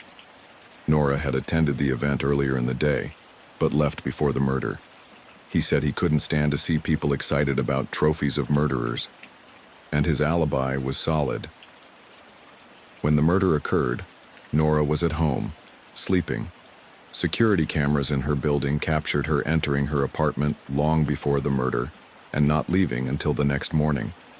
There was no evidence placing her at the crime scene at the time of the murder. The footprints on the car meant nothing conclusive. He could have touched the vehicle earlier in the convention, like many other attendees. Police ruled her out as a suspect. While her rage at what Damon represented was real, it had not been her who had stabbed the relic dealer 11 times. The killer was still at large. And if it had not been revenge for a victim of Lucas Ream, what had been the real reason for killing Damon Harlow? Detective Ray Calloway was reviewing statements from convention attendees when his phone rang. The news chilled him to the bone. Bruce Waters had been found dead. Nora Waters' father, a man who had devoted the last years of his life to trying to erase any trace of from the world Lucas Ream, had been killed just hours after Damon Harlow. If Bruce was dead, that meant he hadn't killed Damon. The detective knew these murders were connected. Someone was eliminating people who had to do with the Lucas Ream relics. But the question was why? When Nora was called in for a second interrogation, her attitude had completely changed. The first time Calloway saw her, she was furious. Now it was broken. Losing her sister had already devastated her. Now her father had also been killed. There was no doubt that he was at the center of it all, but not as a culprit. This time, he had answers the detective needed to hear. Nora confessed something she had not mentioned before. Bruce arranged a meeting with Damon Harlow at the convention. He wanted to buy all the relics Damon had from Lucas Ream and destroy them. For Bruce, it wasn't just about his personal pain. He believed that as long as these objects existed, the name Lucas Ream would never disappear. Calloway immediately understood what that meant. Bruce didn't just want to buy the relics. I wanted to set Damon up. He tried to trick him, manipulate him, make sure he couldn't sell the parts to anyone else. Probably. And that had made him the killer's next target. Nora admitted that at first, she thought her own father had killed Damon and fled. But now I knew better. Bruce was killed by the same person who killed Damon. And Nora had a clear suspicion of who it was. Todd Spana. For many, Todd Spana was a hero. He had been the key witness in the capture of Lucas Ream. Since then, he has been obsessed with his story. He called himself Lucas Ream's El Derribador, and now he was trying to turn his feat into something even bigger. He wanted to open a museum about the killer.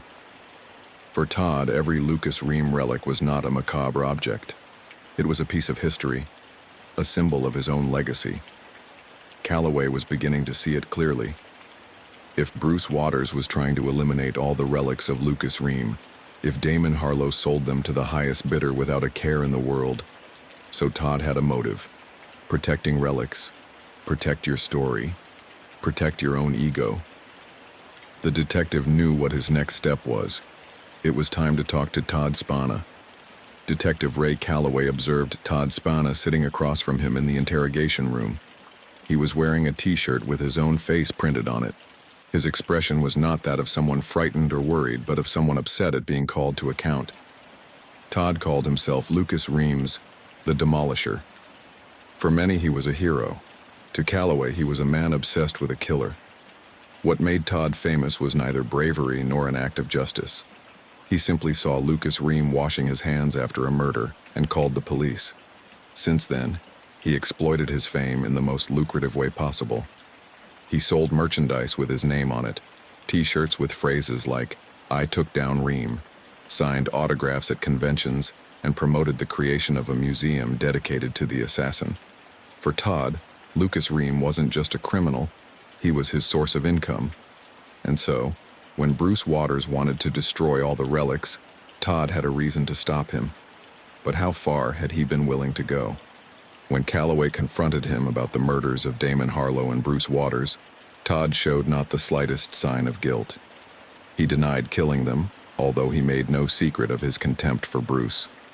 He said men like him wanted to rewrite history, that Lucas Ream's relics were part of the collective memory, and that destroying them would not bring back his daughter. But his obsession went beyond protecting the killer's objects. Todd wanted something more. the detective discovered that Todd had attempted to obtain the ultimate souvenir, Lucas Ream's body parts. After the serial killer's execution, Todd made attempts to contact prison employees to obtain fragments of his body. He didn't make it, but the very idea was disturbing.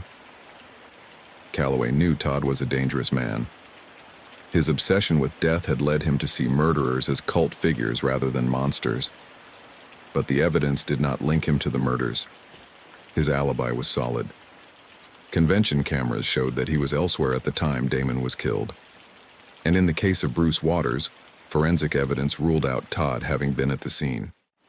Todd was not the killer, but it did have valuable information. Before leaving, he told the detective about something more sinister than any serial killer museum.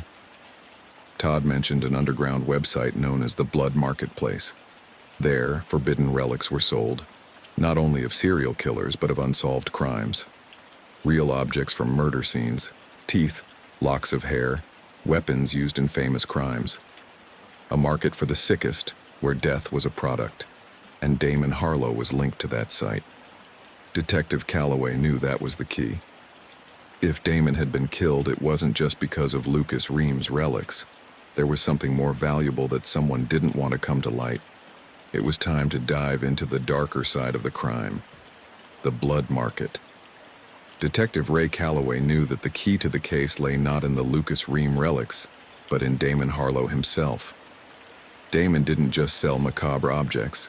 He traded on people's obsession. He was unpredictable, alcoholic, depressive, and prone to violent outbursts.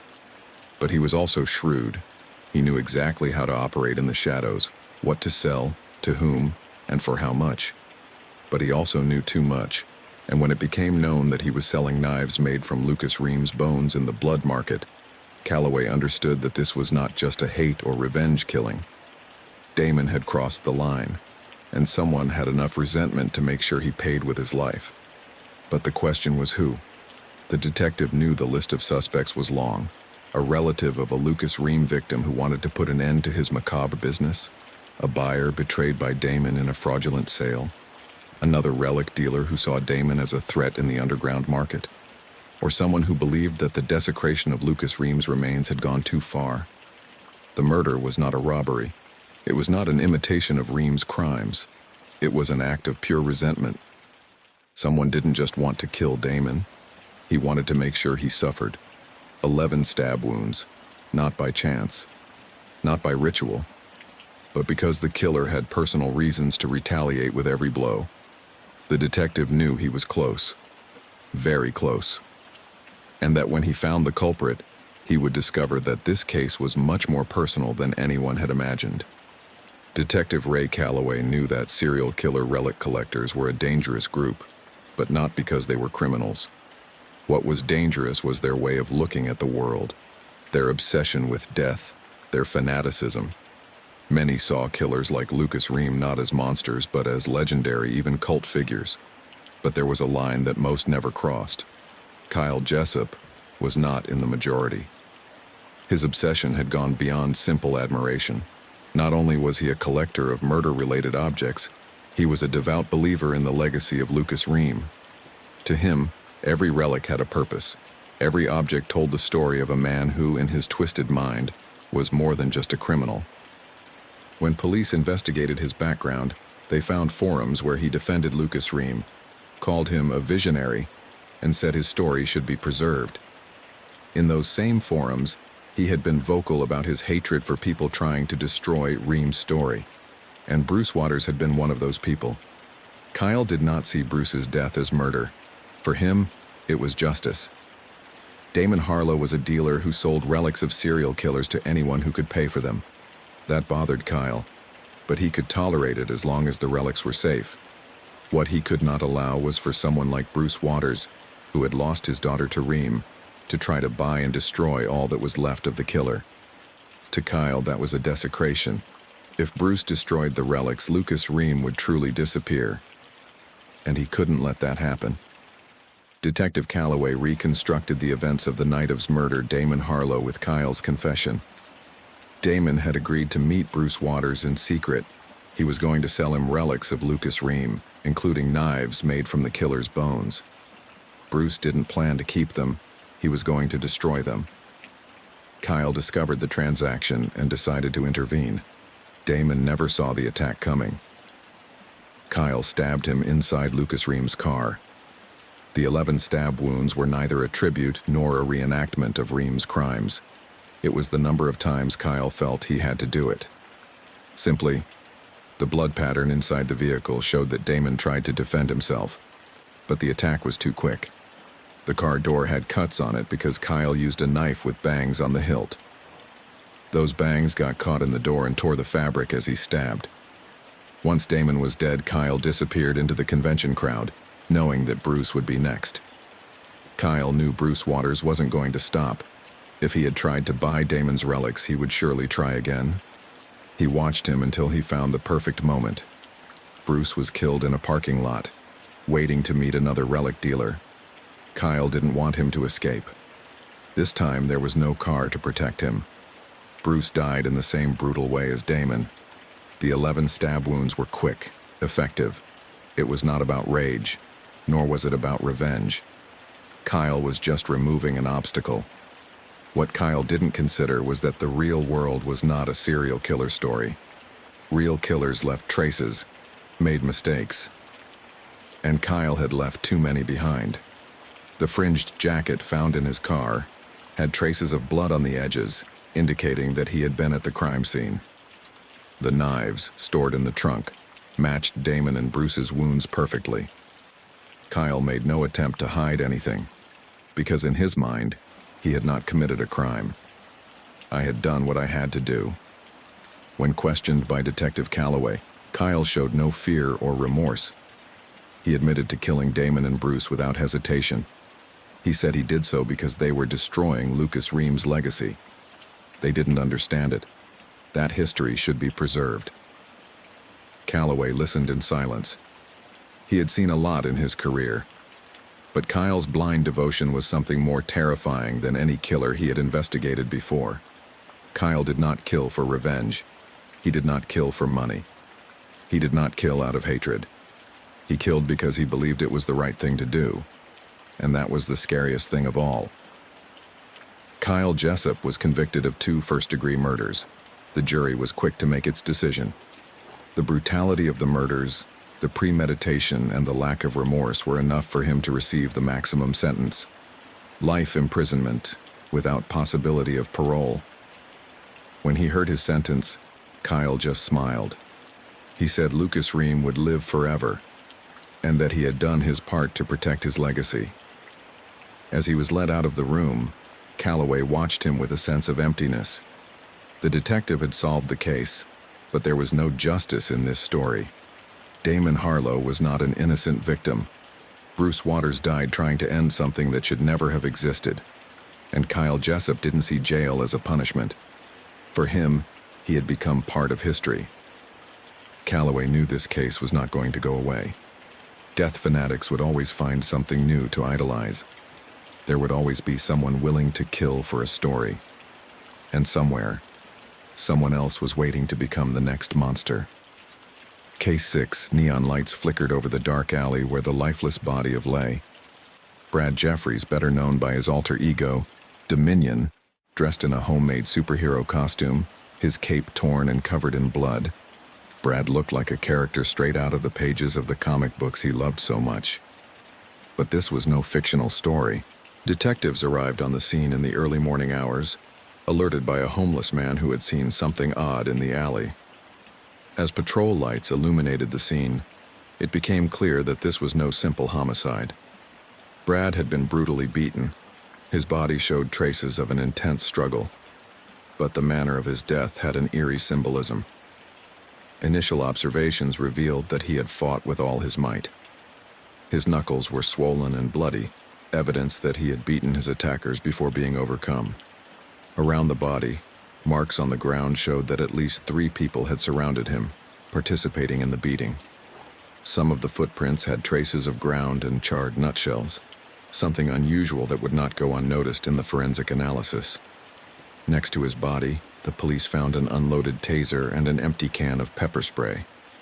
He had tried to defend himself with what resources he had, but it had not been enough. Beyond the pool of blood, there were barefoot prints leading away from the scene, indicating that someone else had been there. It was not one of the assailant's footprints, but of someone who had probably witnessed the crime and escaped before being seen. The autopsy confirmed what was already suspected. Brad was not only beaten unconscious, but was killed with a club with metal bands around it. The final blow shattered his skull with a single certain impact. But most disturbing was the discovery in his backpack. Inside was his sketchbook, filled with drawings from comic books and his own history as a superhero. One of the sketches showed a weapon identical to the one used in his murder, a club with metal bands. The detective in charge of the investigation knew this was no simple homicide. Brad was part of a movement of real-life superheroes, a group of people who patrolled the streets trying to bring justice on their own. To some, they were heroes. To others, a problem. The question was clear. Who hated Dominion enough to kill him? There were several possibilities. Could it be retaliation from criminals who saw him as a threat? Brad had interfered in many dangerous situations, annoying drug dealers, muggers, and gang members. Perhaps he had messed with the wrong person and was being eliminated to avoid further inconvenience. There was also the possibility that the crime came from within. The world of real-life superheroes was full of egos and rivalries. Brad had argued with other members of the movement in the past, and not everyone considered him a leader. Most disturbing was the murder weapon. If someone had killed Brad with a club he had designed himself in his sketches, it meant that his killer knew him well enough to understand his vision and distort it against him. It wasn't an impromptu murder. It was a message. The detective knew that the key to solving the case lay in his last patrol. What did he see that night? Who did he meet? Why was he ambushed in such a way? To find the answer, they first had to discover who was obsessed with Dominion enough to turn his own fantasy into his final nightmare. To many, Brad Jeffries was just another young man in town, a 23-year-old who worked in an electronics store during the day and returned home to his mother and stepfather after dark. But when the sun went down, Brad became Dominion. He was not a trained vigilante, nor did he have powers like his favorite comic book heroes, but he believed in justice. For the past 10 months, he had joined the growing movement of real-life superheroes, a group of people who patrolled the streets, trying to prevent crimes and help the helpless. Brad was not alone in his mission. His best friends, Scott Hunt, Shadowstrike, and Tina Ellis, Vortex, shared his enthusiasm for justice. Together, they roamed the most dangerous neighborhoods in their makeshift disguises, equipped with pepper spray, tasers, and high-powered flashlights. They didn't have the backing of the police or the ability to stop criminals like in the comics, but they felt invincible. However, his family did not share his enthusiasm. His mother, Carla Jeffries, and stepfather Seth pleaded with him on several occasions to give up this dangerous hobby. They knew that one night he might not return, that taking on armed criminals with a costume and a club didn't make him a hero but a target. But Brad never listened. For him, becoming a Dominion was not just a game, it was his calling. Since he was a child, Brad lived in the world of comic books. He grew up admiring heroes who fought evil without fear or limits. But his admiration did not remain in fiction. I wanted to be one of them. He designed his own costume, inspired by urban comic book anti-heroes, dark, with a worn cape, reinforced gloves, and a mask that hid his face. But his most important creation was his weapon, a club with metal bands, designed from his own sketches. Brad thought it would give him an edge in a fight. He never imagined that it would be the same weapon that would end his life. Despite his passion, Brad had no real training. His combat experience was limited to high school fights and self-defense tutorials on YouTube. But that didn't stop him. The night he died, he went out as usual, patrolling the streets, convinced that he could make a difference. But someone was waiting for him. The bruises on his knuckles indicated that he had fought before he was killed. His taser and pepper spray had been used, but were not enough to save him.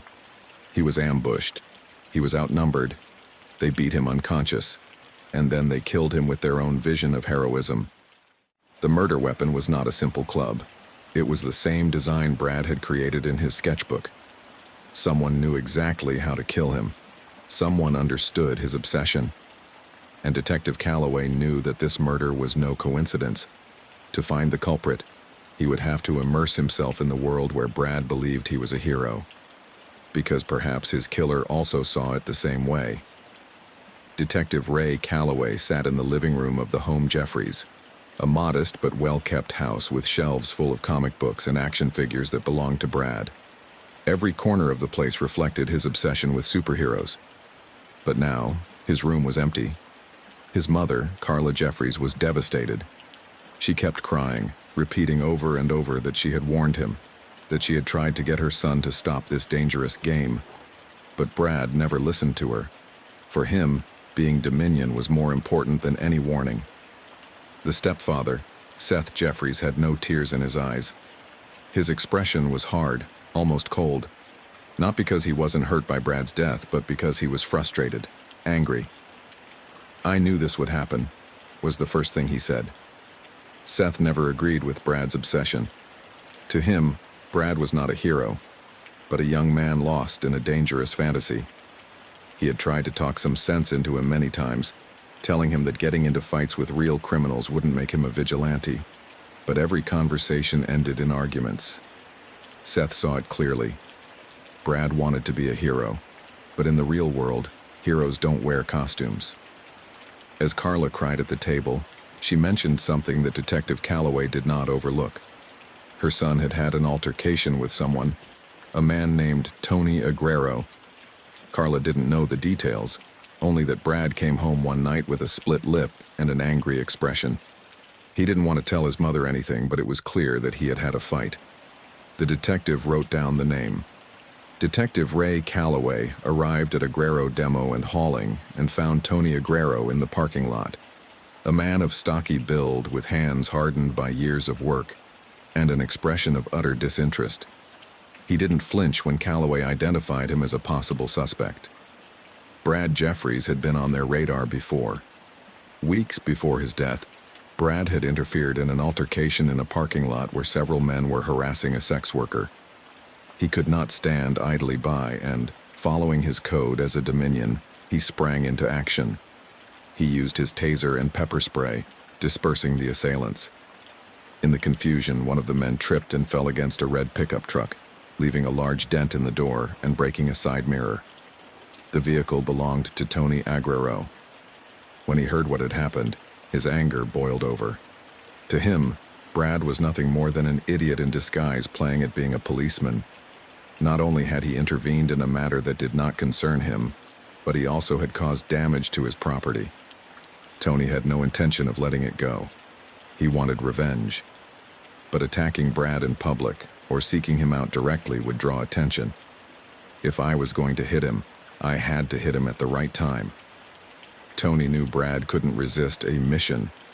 If he believed someone was in danger, he would not hesitate to intervene. With that in mind, he convinced Roger, a homeless man, to pretend to be in trouble in a dark alley. The scene was calculated. Cries for help. A figure hunched over on the ground, a setting secluded enough so that no one would interrupt. Brad showed up, just as Tony expected. As soon as he crossed the threshold of the alley, he was surrounded. Tony and two of his workers were waiting for him. They cornered him without giving him a chance to escape. The first blows were quick, designed to weaken him without rendering him immediately unconscious. Kicks to the legs, punches to the abdomen, blows to the face. Brad tried to fight back, but he was outnumbered. His pepper spray and taser were no longer an option. The costume, the cape, the mask, everything that made him Dominion became useless against the weight of reality. Tony had no intention of killing him. He just wanted to teach him a lesson. When Brad stopped moving, he was left on the ground, badly wounded, but alive. For them, the job was done. They left the alley and went to a bar where they stayed until closing time. That was his alibi. Detective Calloway knew Tony was a violent guy, but not a killer. The coroner's report revealed that Brad died from a blunt blow to the head with a metal-banded club, a weapon that Tony did not mention using. If Tony and his men left him alive, then someone else showed up later. Someone who didn't just want to humiliate Brad, someone who wanted to see him dead. Detective Ray Calloway located Roger, a homeless man who frequented the alley where Brad Jeffries was murdered. He had been there the night of the attack, but disappeared before the body was found. Roger did not deny being present. He recounted that Tony Aguero and his men beat Brad, but insisted that they did not kill him. He said he left while the beating was still in progress, fearing that if he stayed too long, he might become the next victim. When asked about the metal-banded garrote, Roger claimed to have it found in a dumpster after the crime. He said it had nothing to do with Brad's death. He had just picked up what he thought was a valuable item. The detective did not completely trust his testimony, but there was no evidence linking him directly to the murder. If Roger was telling the truth, then someone else came to the alley after the beating, someone who finished the job. And before Calloway could question again Tony Aguero, he received a call that would change the course of the investigation. Tony was found dead in his demolition company, crushed between the cab and the semi-trailer of his own truck. The impact had shattered his torso, killing him instantly. At first glance, it looked like an accident. But Calloway knew this was no coincidence. Someone was making sure that those involved in Brad Jeffries' death were eliminated, and at the crime scene, Scott Hunt was found. Scott was one of Brad's closest friends and his patrol partner. They had patrolled together as part of the real-life superhero movement, believing they could make a difference in the city. But now, Scott was at the scene of another crime. Detective Calloway knew this was no coincidence. If Scott was there when Tony died, then he had to find out what he was doing there. Because now, the case was no longer just about revenge or justice. It was turning into a hunt. Detective Ray Calloway knew that Scott Hunt, aka Shadow Strike, was one of Brad Jeffries' closest friends. He wasn't just a partner in the real-life superhero movement, but someone who shared his same obsession for justice. Together, they had patrolled the streets, believing they could make a difference. But now, Scott was at the crime scene where Tony Aguero was killed. For the police, this was too much of a coincidence. Scott had a clear motive for killing Tony. If he believed he had been responsible for Brad's death, he may have decided to take justice into his own hands. During cross-examination, Scott insisted that he did not kill Tony. He claimed that he was looking for him to confront him, but when he arrived at the demolition company, Tony was already dead. Calloway didn't believe his version right away, but the evidence backed him up. The autopsy revealed a new estimate of Tony's time of death, and Scott had a solid alibi for that time period. He could not have killed him. If Scott was not Tony's killer, so who else was eliminating those involved in Brad Jeffries' death? Because now it was clear. Someone was hunting for those responsible. And Detective Calloway knew he would not stop until he had finished them all. Detective Ray Calloway had come a long way since the discovery of body Brad Jeffries in that dark alley. At first, the case seemed like a simple assault that had gotten out of control, but the pieces didn't fit. Brad had been brutally beaten, but his death had not been caused solely by the beating. The final blow, the one that ended his life, was deliberate.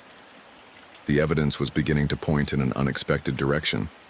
Phone records revealed calls between Tony Aguero and Seth Jeffries, Brad's stepfather, before and after the attack. At first, Calloway believed Seth was just trying to get information about his stepson's death. But when he dug deeper into the relationship between Seth and Tony, he realized the story was much darker. Seth didn't just know about the ambush on Brad, he had planned it. For months now, Seth had been frustrated with Brad's obsession with being a superhero. He saw it as a childish fantasy that was only endangering him. They argued about it many times, and Brad refused to stop patrolling the streets. For Seth, there was only one way to make him understand reality. He made a deal with Tony Aguero. He asked him to teach Brad a lesson. It wasn't about killing him, but about beating him up hard enough to make him understand that he wasn't a hero.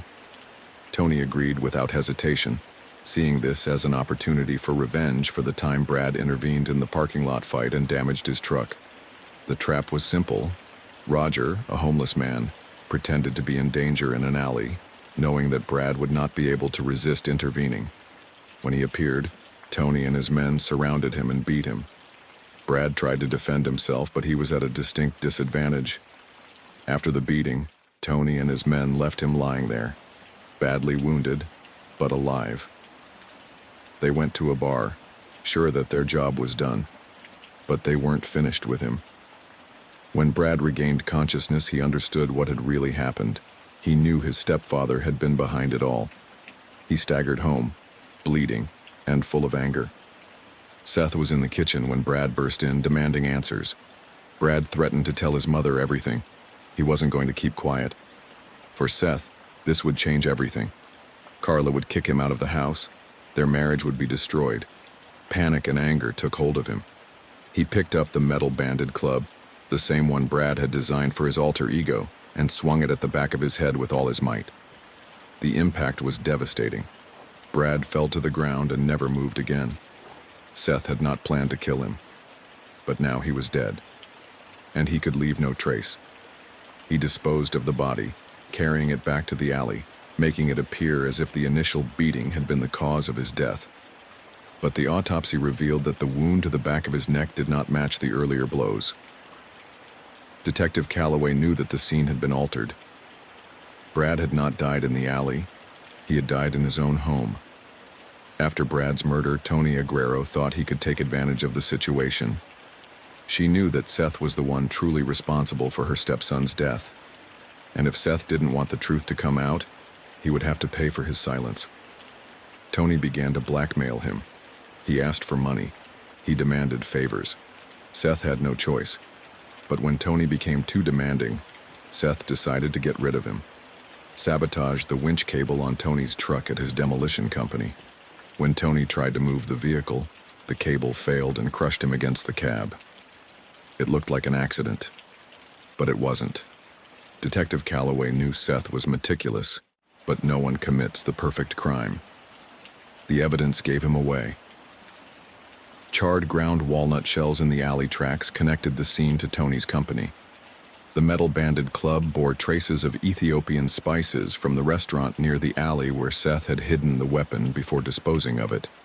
The autopsy revealed that Tony's body had an injury compatible with a previous fall prior to the truck accident.